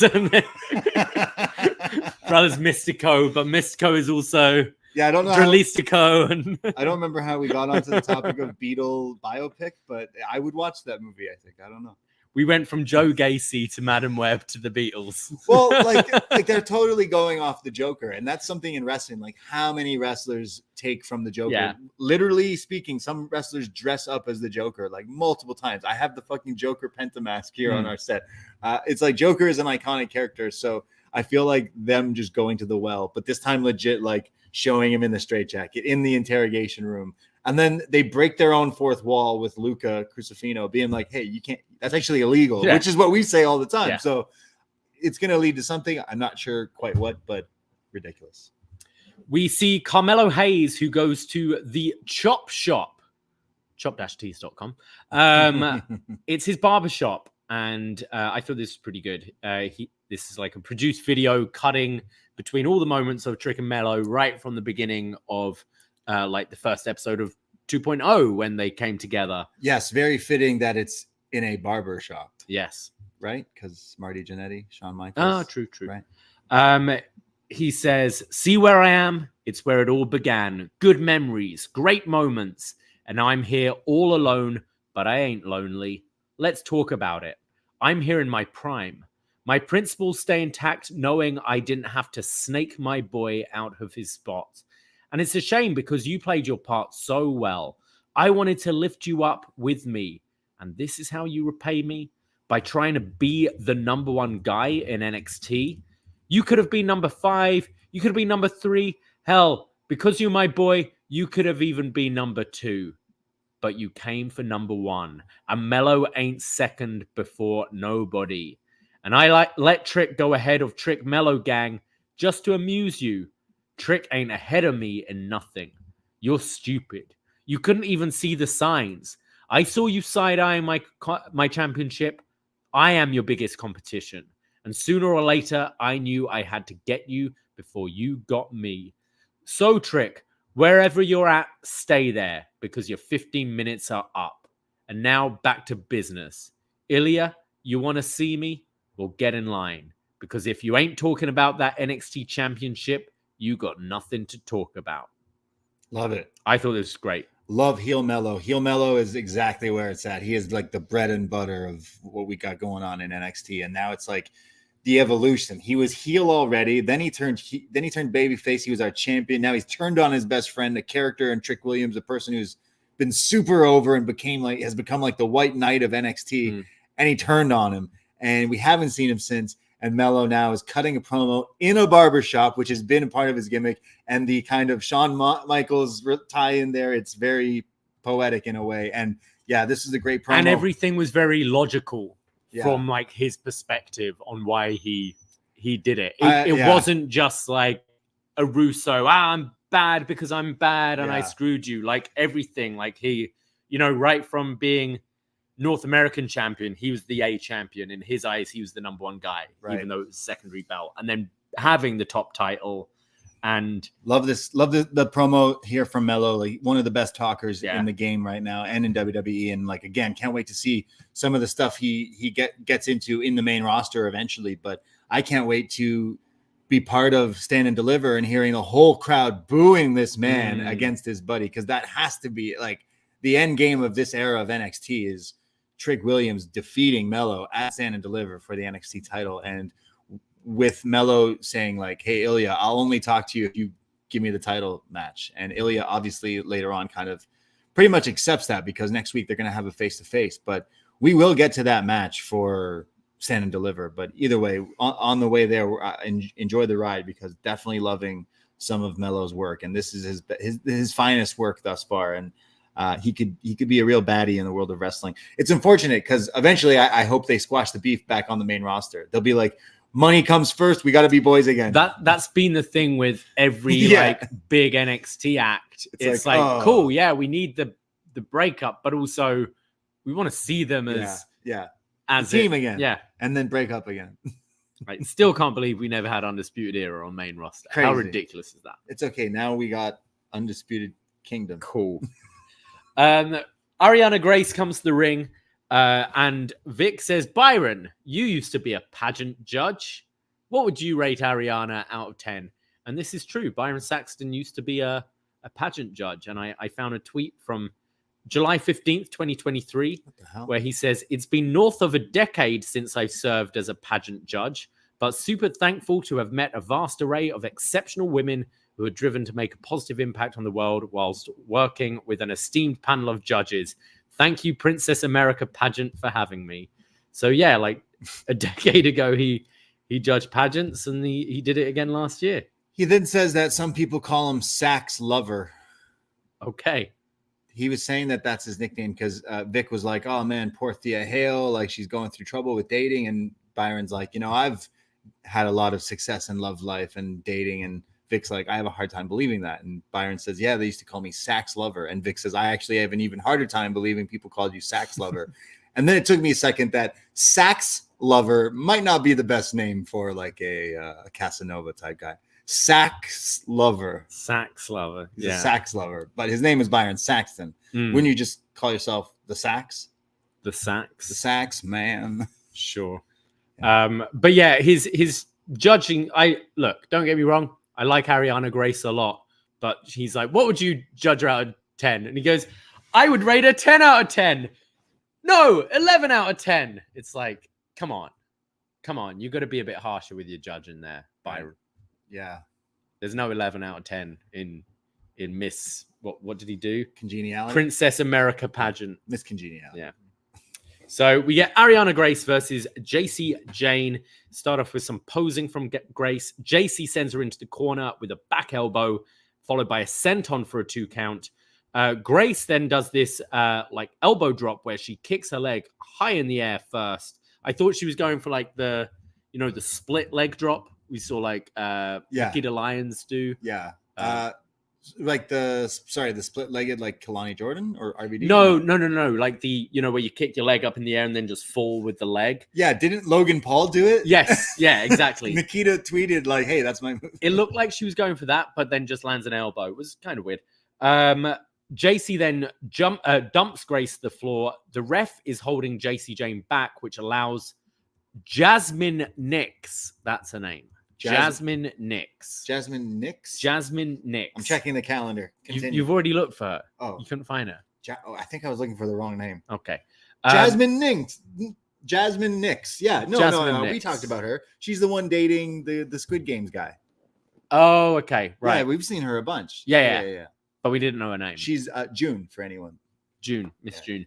I've been calling her Jasmine Allure for weeks, and that's a completely different wrestler. Help me. She attacks Ariana from behind, and then she goes into the ring, allowing Jacy to hit the rolling elbow for the win. And Thea looks kind of upset about the whole thing. Like, wait a minute, what just happened? And Jasmine and Jacy are celebrating, and it's leaving Thea kind of looking at them like, hang on, has she got a new best friend? Yes, very Mean Girls-esque. Here we've kind of been seeing it for a while with her. Like, remember, it was like, oh, let's go get a drink, and like, not hanging out with Thea. So Jacy Jayne took over Chase U, saved Chase U, and then kicks Thea out. Kind of sad. Not too much of a match. What we've seen from Ariana Grace, she can wrestle, but she's definitely got the character and the comedy down work, just like her papa, Santino Marella. So the comedy is definitely hitting, and she's genuinely funny in some of the stuff with this Miss Universe character. So the wrestling isn't necessarily important, but when her character like evolves, I think it'll come into play, because we have seen, I wouldn't say this was like necessarily the best from her, but we have seen her pull out some stuff that it's like, okay, cool. Because also, just like her father, Santino was known as Santino and being a comedy, when this guy was like legit trained to be a killer. Yeah. So it's parallels. It was interesting seeing her like being kind of losing to essentially someone going to turn heel. Yeah. It's baby facing her in a way, and I think she could be a fun baby face as well. Yeah, like it's weird because you think back to all like the annoying heel characters that like people boo and stuff, like how she's kind of going in that avenue when they kind of realize like, wait, maybe we can make it more like R-Truth, because R-Truth was doing this stuff for years, but he was a heel. But now it's like, no, we can capitalize on people actually do like that kind of stuff. So, and again, here we are, like a guy turns heel like Melo, and then we're like, wow, he's the best ever again. It's like, we're so like wrestling fans, we're so weird. We love when bad guys are bad guys and this and that. I'm thinking we do a show called Was Next, and there's the thing with Aiden English where the roses are thrown. Right. I think that could be a fun thing. Yeah, for Ariana here. Yeah. We see Tony D'Angelo and the family. Well, it's him just sitting alone in his cafe somewhere at the restaurant, squeezing a lemon into a shot of espresso. Yeah. Have you heard of this before? Okay. Have you seen this before? Have you tried this before? Okay, so this is strange. Big fan of espresso. Had a few today, actually. So big fan of that. And he's drinking it out of the little espresso cup. We're saying it right? Also, espresso. There's no X in that word. No X in it, actually. And there's an L in the word wolf. He's drinking his espresso here. And yeah, it looked as if he was squeezing lemon into his espresso. So I had to look this up. And apparently when you do this, it's called the espresso romano. Okay. There's different ways people mix it and stuff. But yeah, lemon, the acidity in coffee, which can be a little acidic as well. Like, I don't know if it meshes well, but I do remember seeing this one time, and it was someone who was Italian, to be completely honest. It was an old Italian woman who was friends of like a family member, and we were out somewhere, and they did it, and I was like talking to them about it. It's probably a long time ago. I don't think I'd necessarily like it, but I'd try it. I kind of want to try it. It's kind of similar to in Berlin this past year. We did the shot called the what was it? Peruvian cocaine. Which hold on here, give us a sec. We're not just, it's you take vodka and Kahlua, and then you do the shot, and then after you do the shot, you have a lime wedge, which half of it's dipped in like brown sugar, and the other in like instant coffee, and then you put that wedge in your mouth. So when you bite down on the lemon, you're getting the lime. Sorry, you get the coffee and the sugar. So yeah, I guess it's kind of like that. Like it's saying here, be lemon juice and a teaspoon of sugar. So I can imagine it being all right. Try it. Yeah, I'd give it a go. I mean, Tony here, the real mafioso Italian, espresso romano. So Rizzo and Stax come in, and Rizzo starts by apologizing. She's like, look, I'm sorry I lost last week, but I gave it everything I got. And Tony's like, it's okay. I'm not mad. But Stax. And Stax says, yeah, last week we lost. That's on me, but we'll get our titles back. Tony says, no, not now. The last 6 months I've been focusing, but I'm missing the bigger picture. What the hell are we doing? We're the D'Angelo family. It's time to lead the family in a different direction. So follow me, and if you don't like it, too bad. And tell the rest of the family, if they don't like it, to let me know. It's time to be the Don of NXT.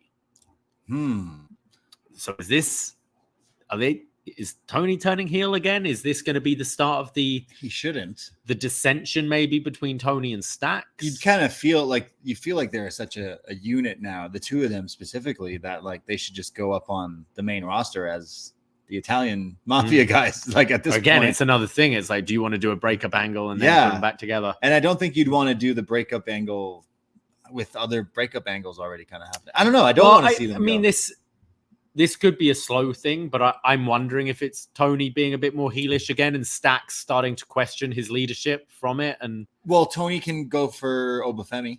Yeah, I mean, he said bigger picture could be big guy. I got the impression that he's wanting singles gold. That he's like, look, I've been focusing on the tag stuff too much, but yeah, I imagine we're getting a heel Tony. Is what I'm thinking. Now, I haven't been keeping up too much on this whole WWE 2K24 stuff, but I think they've been releasing things that are coming out like in different, days and stuff. But today they did release some wrestlers who were featured in 2K24. Carmelo Hayes, Roxanne Perez, Thea Hale, Trick Williams, Cora Jade, Wolfgang, Fallon Henley, and Channing Stax Lorenzo. Nice. So far have been additions. So I thought that was pretty interesting seeing Channing Stax Lorenzo. I have enjoyed them doing their ratings on Raw. Yeah. You'll have a match and it'll be like, oh, this is a 91 against an 89. Oh, is that here. Logan Paul, who's got 90, Logan's the same high. as Gunther? Yeah. Which is crazy. But yeah, that was always a thing in wrestling. Yeah. But now they're kind of pushed, like their main stars are like 100. It's going to be one match at Mania is going to be based on this. It's going to be the Booker T Edge hair commercial thing. Right. It's going to be, why are you a Rating. 82 and I'm a 78? I thought that was the Goldberg Brock match at Survivor Series. That was all about the video game. True. Well, they did it in the video game, so Yeah. we might as well do. We have an interview with Ridge Holland, who said, who's Talking shit. talking to Sarah Schreiber, who says, you took a chair to 3 men last week. And he goes, last week people saw a different side of me, and I still can't get that stench off of me. But Gallus put my surgically repaired leg in a chair and smashed it. And that's okay, right? And I get that chair in my hands, and it becomes a weapon. And I can't even defend myself without people judging me. Next week, I will address the WWE Universe and apologize for all my actions, even if no one cares. And that man with a chair in his hand is not the man I am in everyday life. Yeah, I like Ridge. Don't get me wrong. I just don't like this storyline. I don't like where it's going. I'm already bored with the actual matches. And he's a guy like, oh, I didn't know when I had that chair. I didn't know I swung and hurt these guys. I'm not caring about this as much as I think Ridge is actually, this is all just to help him get better, and maybe he can be a focus on the main roster down the line. But right now, I don't care about this. Yeah, this was the weakest one. Yeah. And like, I think like you beat up Gallus. No one does care. I didn't think of that angle once after last week. I completely forgot. At least the Ilia thing was like kind of a big deal, but this was like, oh yeah, 3 bad guys beat you up, and you beat them up with chair. Yeah, it's over. We see that every week. The feud's over. Yeah, we see that all the time in wrestling. Yeah, like I think they needed to do more, like, I don't know, dangerous stuff with him, or like I don't like the story of like, injuring people. I don't know what I can do. It doesn't, and it's funny because we just did our Nation of Domination show, right? And there's the whole story with Owen Hart, who injures Dan Severn and retires because of it, and then comes back as the Blue Blazer after. But we just did a review around the Rumble. We did Rumble 2001. The same thing with China. Yep. China, the famous injury angle in quotations, right? So it's just, I hate that in wrestling. The whole but that thing, was her being injured, not her injuring someone. But like, we're on a show where later tonight, this is a taped episode. We don't read ahead, so this is all new to us. There's an injury later. Yeah. So like, fuck. It's it really doesn't make much sense. Yeah. I think the first couple of things we were like, didn't like it, but still humanized Ridge in some way, which is like, I'm glad we're seeing that. Now it's just, I want everyone to see me for who I am. It's like, Ridge, we're okay. Yeah. We don't, no one's upset. You're good, man. Like, you it's actually okay. beat up these guys. No one really angry about it. You're okay. You can beat them up again if you want. Yeah. We go to our Wolfgang's in the game though. Joe and Mark. Ridge ain't. Joe and Mark.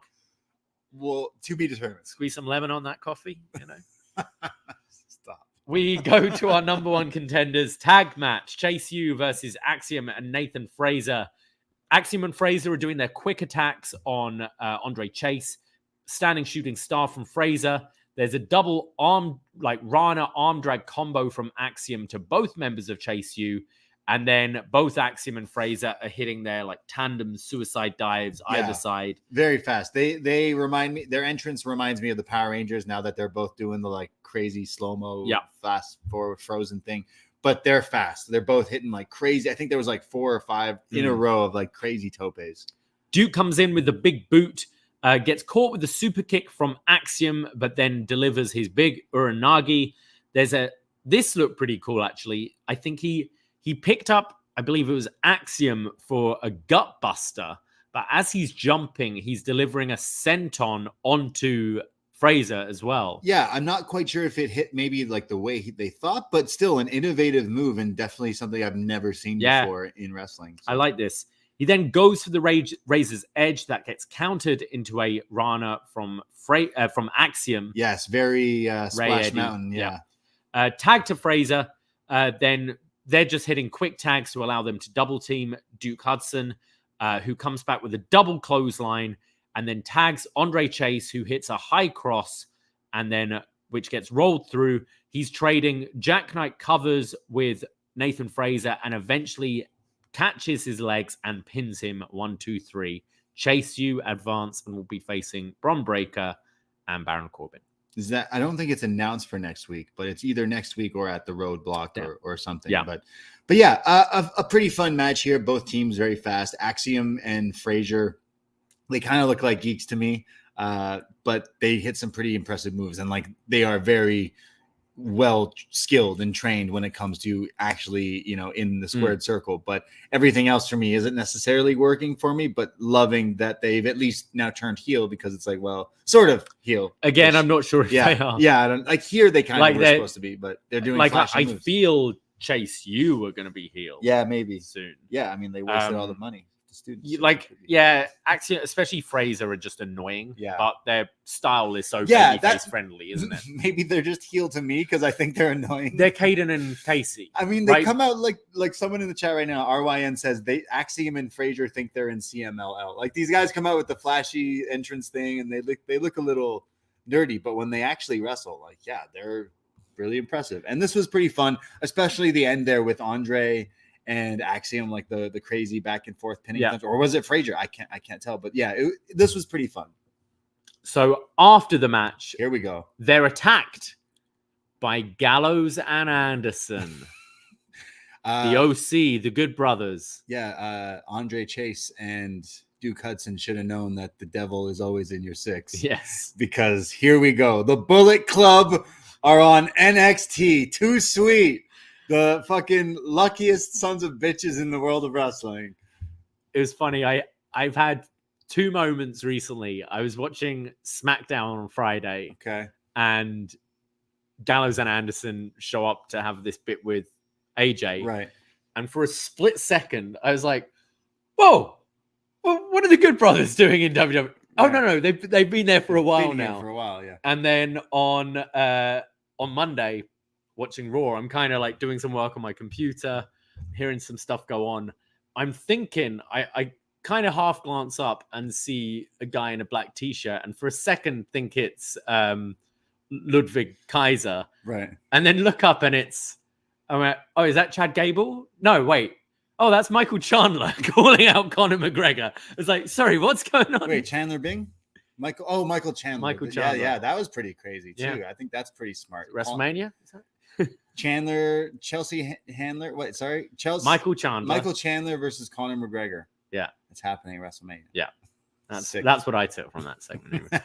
but yeah, I completely forgot these guys are in the company. Okay, so Bullet Club, the OG, what do they call themselves? OG. The OC. California. Yeah. So I'm excited. These guys. It's that time of the year when they're looking at, sorry, how much we paying these guys? Fuck, we better get some use out of these. I can't even hate these guys. That's how they're the luckiest fucking bastards they're in fucking wrestling. hustlers. They're the you cannot tell me you cannot knock the hustle of these two. While we're on it, I'm just gonna skip ahead to their interview later. Yes. And they say the boys are back in NXT and we're gonna stay here as long as we want. Oh boy. And we're thrilled about it. Yeah, you fucking are. You both live here. You both live in Florida. You're getting main roster money, and now you just gotta drive. You don't need to do the travel. You're just showing up. And now you might win titles here. I don't know. Show up on a Tuesday.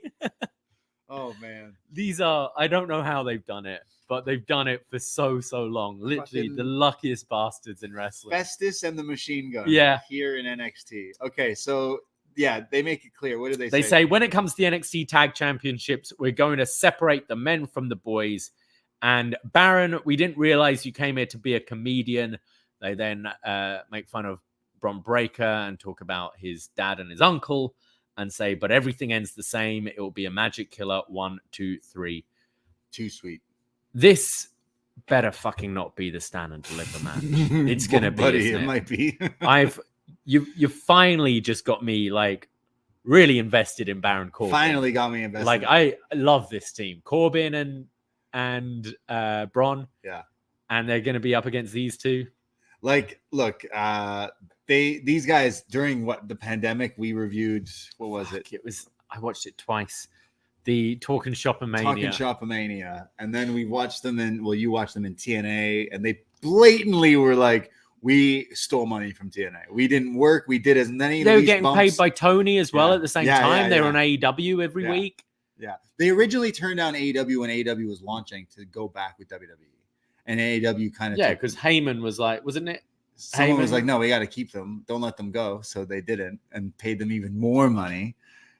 So like for a couple of months. And then they were gone. And then now they're back and they've just been chilling. And then they're like, fuck, I guess we got to use these guys. So again, are they great wrestlers? No. Fuck no. God, no. Hell no.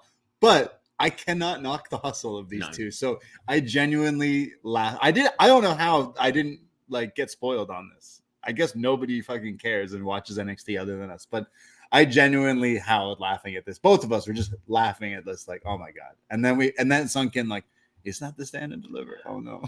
All right, I'm gonna bring it up. Corbin and Braun like to ride their motorbikes to the ring.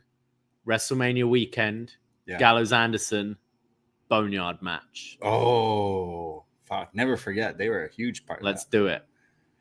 Yeah, maybe they're not alone. Maybe they bring some mercenaries with them. Maybe they bring Tama Tonga or someone. Who knows, right? Maybe they bring some other Bullet Club people along to NXT. Hideo Itami comes back to NXT. I don't know. Maybe these two are just here for this little stint here, but I'll say glass half full here. Maybe we get some fun stuff out of this.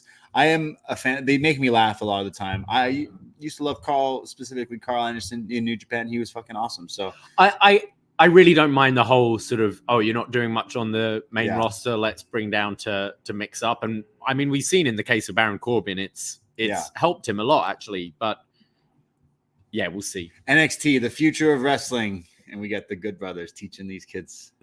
Okay, this is how you make money. Yeah. This is how you scam people. Yeah. I can't wait. We need the machine gun entrance back one day. We see a video from Ilia Dragunov calling out Carmelo. He says, Carmelo, since day one, I saw right through you. The jealousy of your friend. And you pointed your finger at me. You are a coward. Melo, you are the worst form of life, a rodent, and I have what you seek. And I will see you at Roadblock under one condition. Pretty sure Carmelo never even issued a challenge for Roadblock. He said if you want to talk, the only way we'll talk is for the title. So, yeah. I will see you at Roadblock under one condition. Show up next week and meet me face to face. And then his eyes turn red. He says, Melo, come for my championship. Because I'm coming for something more important. Your soul. So it is announced next week they will have a face-to-face in the ring, Melo and Ilia, which again, I think is leading to them at Roadblock. Yeah, pretty much confirms it. And then we think it's the Gargano. The return of Trick Williams. Yeah, but Gargano inadvertently screwed Ciampa out of the title against Black. Yeah. They could do it the same fashion where then Melo gets the title and Trick is like, oh my God, but then that sets up Trick, Melo for Stand and Deliver, and Ilia versus someone. Or Karl Anderson. Yeah. Maybe Okada was supposed to come to NXT, and then Karl Anderson and Luke were like, yeah, we'll be on the same show. And Okada was like, I got to get out of the fuck out of it. It's fucking Americans. We see Fallon Henley and Thea Hale both looking kind of miserable. And Fallon says, yeah, I'm pretty sad. My friends are beating the hell out of each other. I'm not kind of, winning the championships and the matches I've been wanting to. Yeah. And Thea says, Chase, you just got beaten by the OC, but you know what? Andre Chase probably deserved it. And my best friend is being really weird. And then I had a date on Valentine's Day, which went terribly.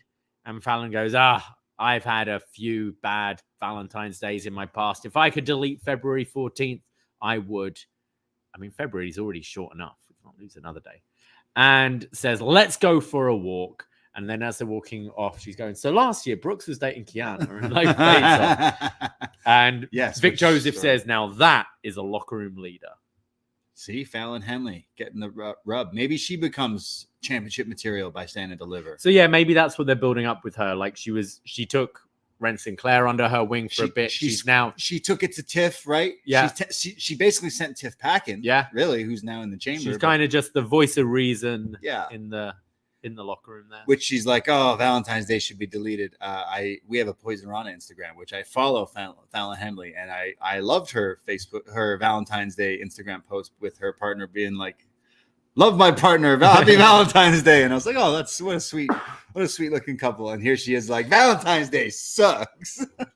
He's probably at home like, what the? Yeah, we had such a lovely yeah, that's why I bring it up, because I also noticed that Rhea Ripley and Dom, they don't interact at all now. In a lot of the segments with Judgment Day, Rhea is over here and Dom is on the other side. It's like the premiere with that movie with Harry Styles over here. And it's like they completely dropped the gimmick. Did you not notice that? I'd say there was straight up months on this show as well on NXT where Dom and Rhea were doing date nights, doing all sorts of flirty things on screen that is completely disappeared from I think TV. They want to have, they want Rhea to be just focused on singles especially with the Becky match coming up, maybe. Or Buddy Matthews was tired of all the fucking mean tweets and was like, can you just I don't know. It's tough. It's the same thing as actors and things, right? Like you go and watch your partners in a movie making out with someone. It's kind of like, but I don't know. I don't know how we got on part of the biz. Yeah, exactly. We go to Lash Legend versus Kelani Jordan. Lash is using a lot of her strength, doing the one-armed, holding Kelani up high. Kelani keeps trying to get some flash pins, goes for a crossbody, but gets booted in midair in the gut. We then get a modified torture rack from Legend. Oh, like the Argentinian backbreaker. This was crazy. She was shaking Kalani's head viciously. Her head was almost like giving her whiplash here. I hope she was okay, but very vicious looking move. Follows up with a splash, goes for a second splash, but this time Jordan gets her knees up, and now Jordan starts striking Lash with forearms, goes for as she's up on the top rope, Jakara Jackson, which allows Lash Legend to hit her with the slam dunk choke slam off the top, and 1, 2, 3, Lash Legend wins. Yeah, huge choke slam off the top.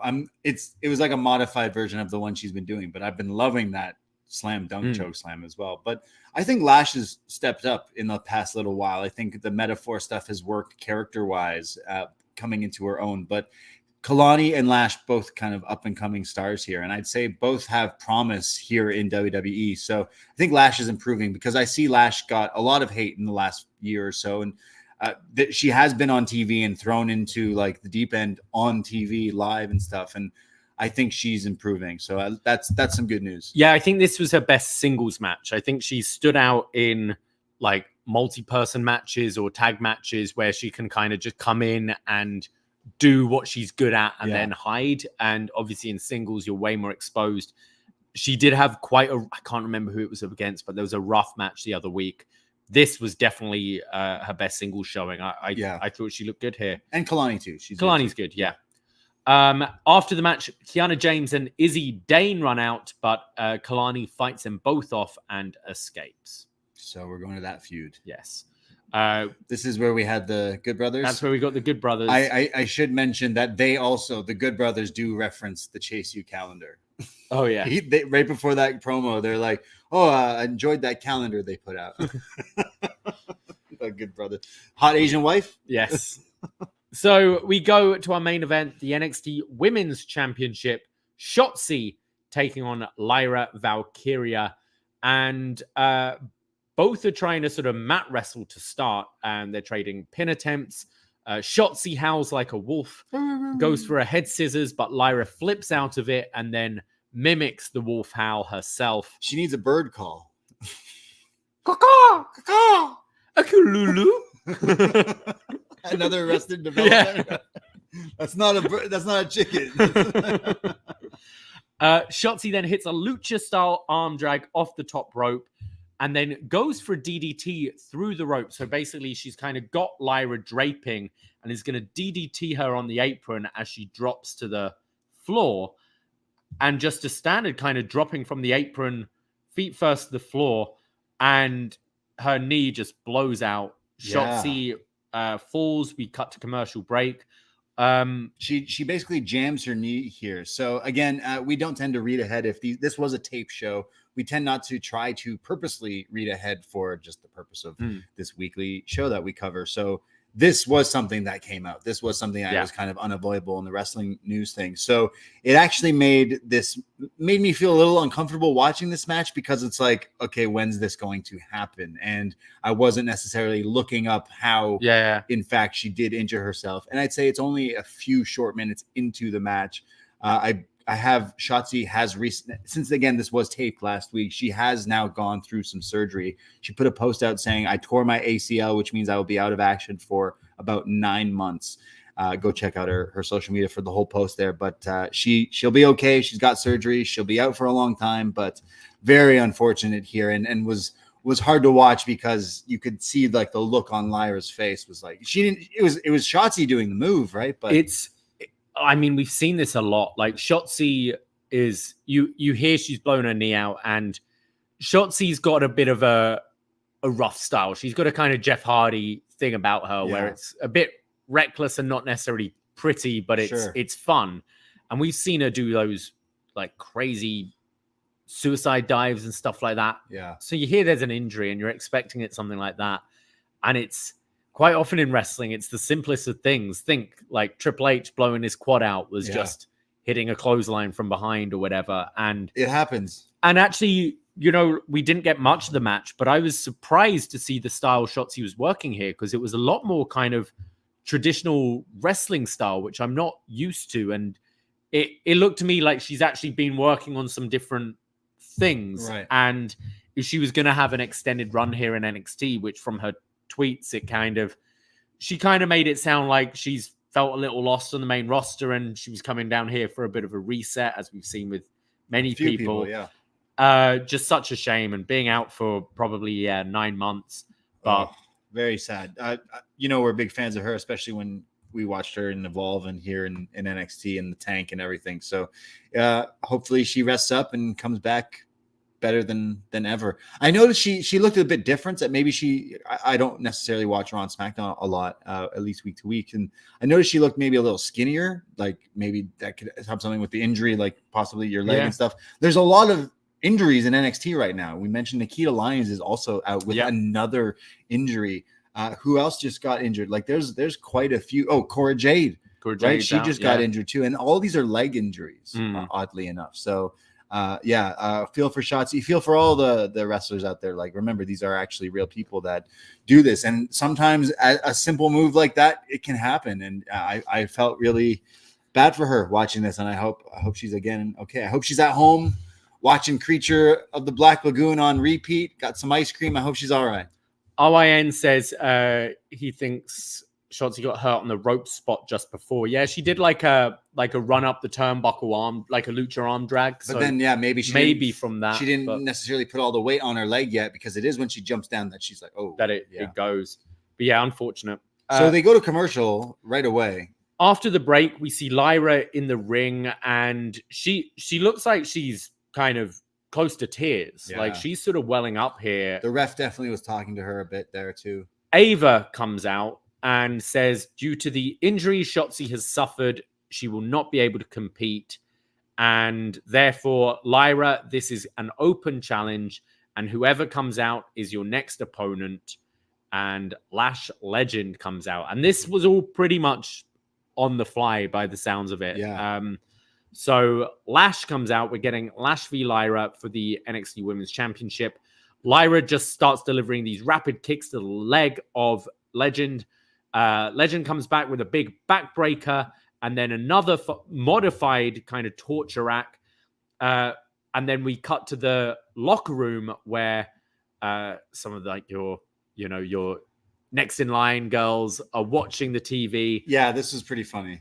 Roxanne comes in. It's like she's just showered after a match. Yeah, she's like drying her hair. And she's like, what happened? And they go, oh, Shotzi got hurt and Lyra issued an open challenge, so Lash Legend came out. Rox is like, what the fuck? So smashes the TV. She's pissed. we go back to the match. There's a slam dunk, choke slam from Legend, followed by a high cross. And then Lyra tries to get Lash up on her shoulders, but she's not strong enough. And then we get a pump kick from Lash, and Lyra comes back with the big splash off the top rope for the win. Pretty lame duck. Another bird. Finish for Lyra. Like, she's moved on from that splash. And I think Lyra is great. Do not get me wrong. But I think that finisher is so lame. It doesn't look like it hurts. It just, like, everyone does a splash in their moveset already. It's just so weird. I think for the sake of this match, though, like, they haven't ran things through. Yeah. Her other finisher is like the Samoan driver. Yeah. Like, bird bomb. She'd already tried to get her up for it. And Lash probably like, no, I'm trying Lash to. Lash is significantly bigger, and if you haven't been practicing it before it, you might not want to go for it. Yeah, Lash is significantly bigger than her. Yeah, I thought like credit to both of them. Whenever this happens, we're in an era now where, especially NXT, they're practicing a lot of these matches in the PC right before it's happening. Yeah. Oh yeah, and especially someone like Lash Legend, who is still pretty new to it. And we just said, like, a lot of people have been given a grief on her, I guess, lack of ability for quite a while. And she's definitely improved. To be thrown out there to put a title match together on the fly with that lack of experience must be tough. I do think it felt a little bit in slow motion at times, which is understandable. And yeah, the finish came kind of flat, but you got to give them credit to, you know, it's a live show. Yeah. I mean, it wasn't a live show, so they probably had... I mean, to the crowd it is, you know? Yeah, absolutely. Like, there probably was a bit more time in between for them to then figure out what they were going to do than what we saw with them, Ava just coming out, right? I wonder, I don't know, it looked like Lyra was just in the ring. Because it is smart to have the Roxanne thing added in. Like, that could have just been added in afterward, right? I imagine that was taped off. Because that completely adds to the story. Roxanne was pissed that Shotzi got this shot in the first place. So this adds more fire to that fuel to the fire there with that storyline. So that actually kind of works out. But yeah, I didn't think it was necessarily a bad match. I got to give kudos to Lash for definitely like jumping in there and wrestling twice on the same show. You wonder, it must have been, just looking at the way the show was set up. Yeah.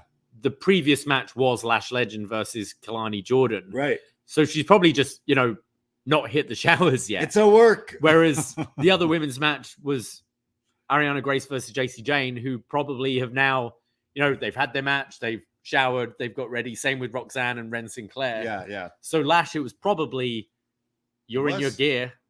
You're the only one in gear right now, so get out there and have a match. Yeah, it was towards the end of the night. Everyone else was done. So it's like, wait, you're still in your gear. Wait, hold on.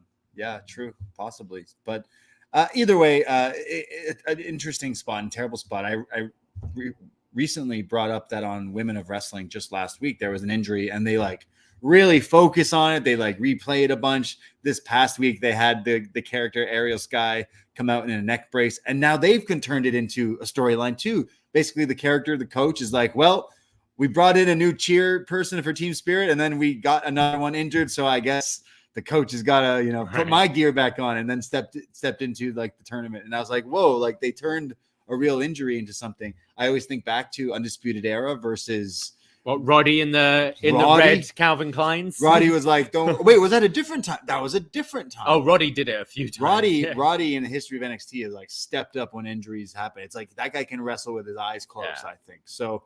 Yeah, but that's what I'm saying. There's a Roderick Strong doing that, and then there's these people PC recruits who Overall, this week's episode was all right. There was some good wrestling. There was not so good wrestling, but there was some memorable stuff. And leading up to a pretty hot storyline with Carmelo Hayes and the absence of Trick Williams, which is louder than other things. Because when he comes back, that'll be a huge moment here on this show. So definitely can't wait for that. So loving the Mello Trick storyline / Ilia Dragunov. Can't wait for the face-to-face next week. And can't wait even more for that rematch at the Roadblock special in a few weeks. So looking forward to that. The Good Brothers showing up, Bullet Club, kind of indifferent on that, but I'll let it play out. I'm sure I'll get some laughs from them down the line, but don't really expect much wrestling from them. But yeah, I'd probably say my match of the night was Brooks Jensen versus Josh Briggs. Hell yeah. I'm looking forward to see where both characters go after this. I'm with you. The build, Carmelo, Ilia trick has been fantastic. But I don't know, not a blow-away match this week. But to be expected sometimes from a tape show. And we've definitely got a few hot shows coming up with Roadblock and Stand and Deliver. Absolutely. So looking forward to where we go down the line. So that was NXT. That's what we thought. We have some feedback here. Search Poisonrana on Facebook. There's a page you can like it, but there's a group as well. Join that. We share fun things and memes and feedback threads like this one. I'll go to the first comment from Fire Frank, the BD champ. He says, I can't believe Natty didn't manage to teleport to the PC when they needed a new challenger for Lyra. She's always there for challenges. She's been in NXT multiple times for challenges as well. True. Frank continues, get well soon, Shotzi. Glad to see Josh still loves Brooks and just had to deal out some tough love. Lexis King versus Mr. Stone and his kids in a handicap match. Book it, Ava. I should note that after King lost on social media, Mr. Stone and Lexis King have been going back and forth, so that feud will continue as well. Maybe the kids return. Gotcha. But thank you, Frank. And we go to Andrew McDonald, who says, I think there needs to be a conversation in WWE about women tearing their ACLs. So for a while, I thought it was WWE's Performance Center conditioning coaches are just the shits. But it turns out ACL injuries are common in women's sports, particularly basketball and soccer. While that is true, I think WWE should look into preventative care when it comes to this. I think after the 10th or 11th woman to go down with an ACL injury, maybe they should start to think something is up. Preventative care does exist, and there are a bunch of articles about it. I'd also be interested in the comparison of WWE NXT ACL injuries and places outside like AEW TNA, the Joshi scene, Europe, etc. One issue with finding that out, though, is people not reporting injuries.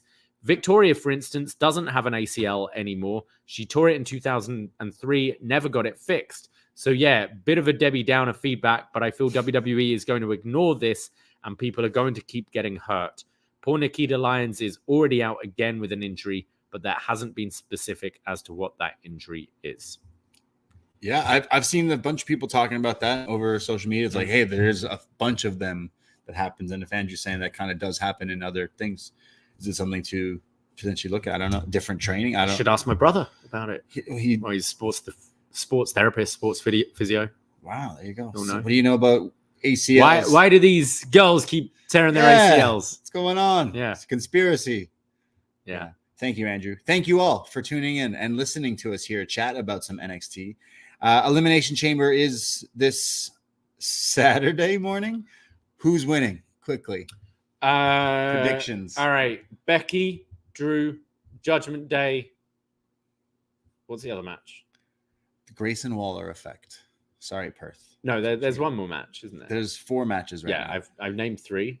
Oh, really? That's counting. Yeah, Nia Jax has a match. Oh, yeah, Rhea. Yeah, there we go.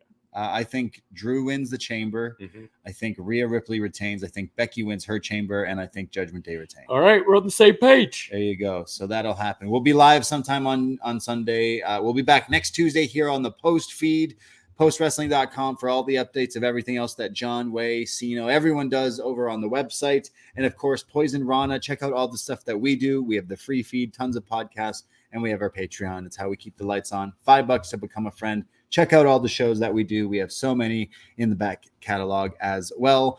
At Poisonrana Pod, Twitter, Instagram. Again, we have tickets on sale now. It's only $5 to join us for wrestling karaoke in the Toronto area after Dynamite, so tune in for that. And hey, while you're at it, if you're in town for Dynamite on the 20th, little birdie, you should know that the 21st, the Thursday, is Demand Lucha. Oh yeah, and like that's gonna be a banging show. Who's Gringo Loco's mystery partner? Exactly.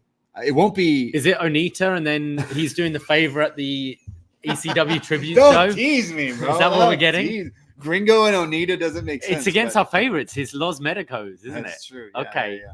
But yeah, AEW will be in town. Maybe there'll be some Gringo and I don't know. We'll have to see. But Demand Lucha, always a fun time as well here in Toronto. So lots and lots of fun stuff in the area. But I myself, Braden Herrington, you can find me on Twitter and Instagram. I am at the Brady. And I am at Davie Portman. That's it. That's all. Take care. Goodbye. Be safe.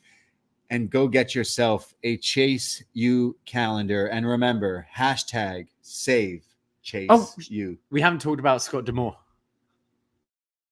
Apologies to Scott D'Amore. We're out of time. We'll have to talk about it another time. Oh, Hourglass emoji.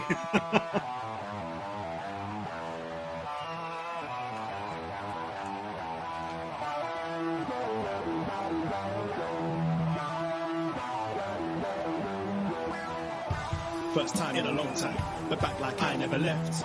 Taking each day as it comes, you know me, I don't read ahead. Watch me burn down everything, BDE on the TV set.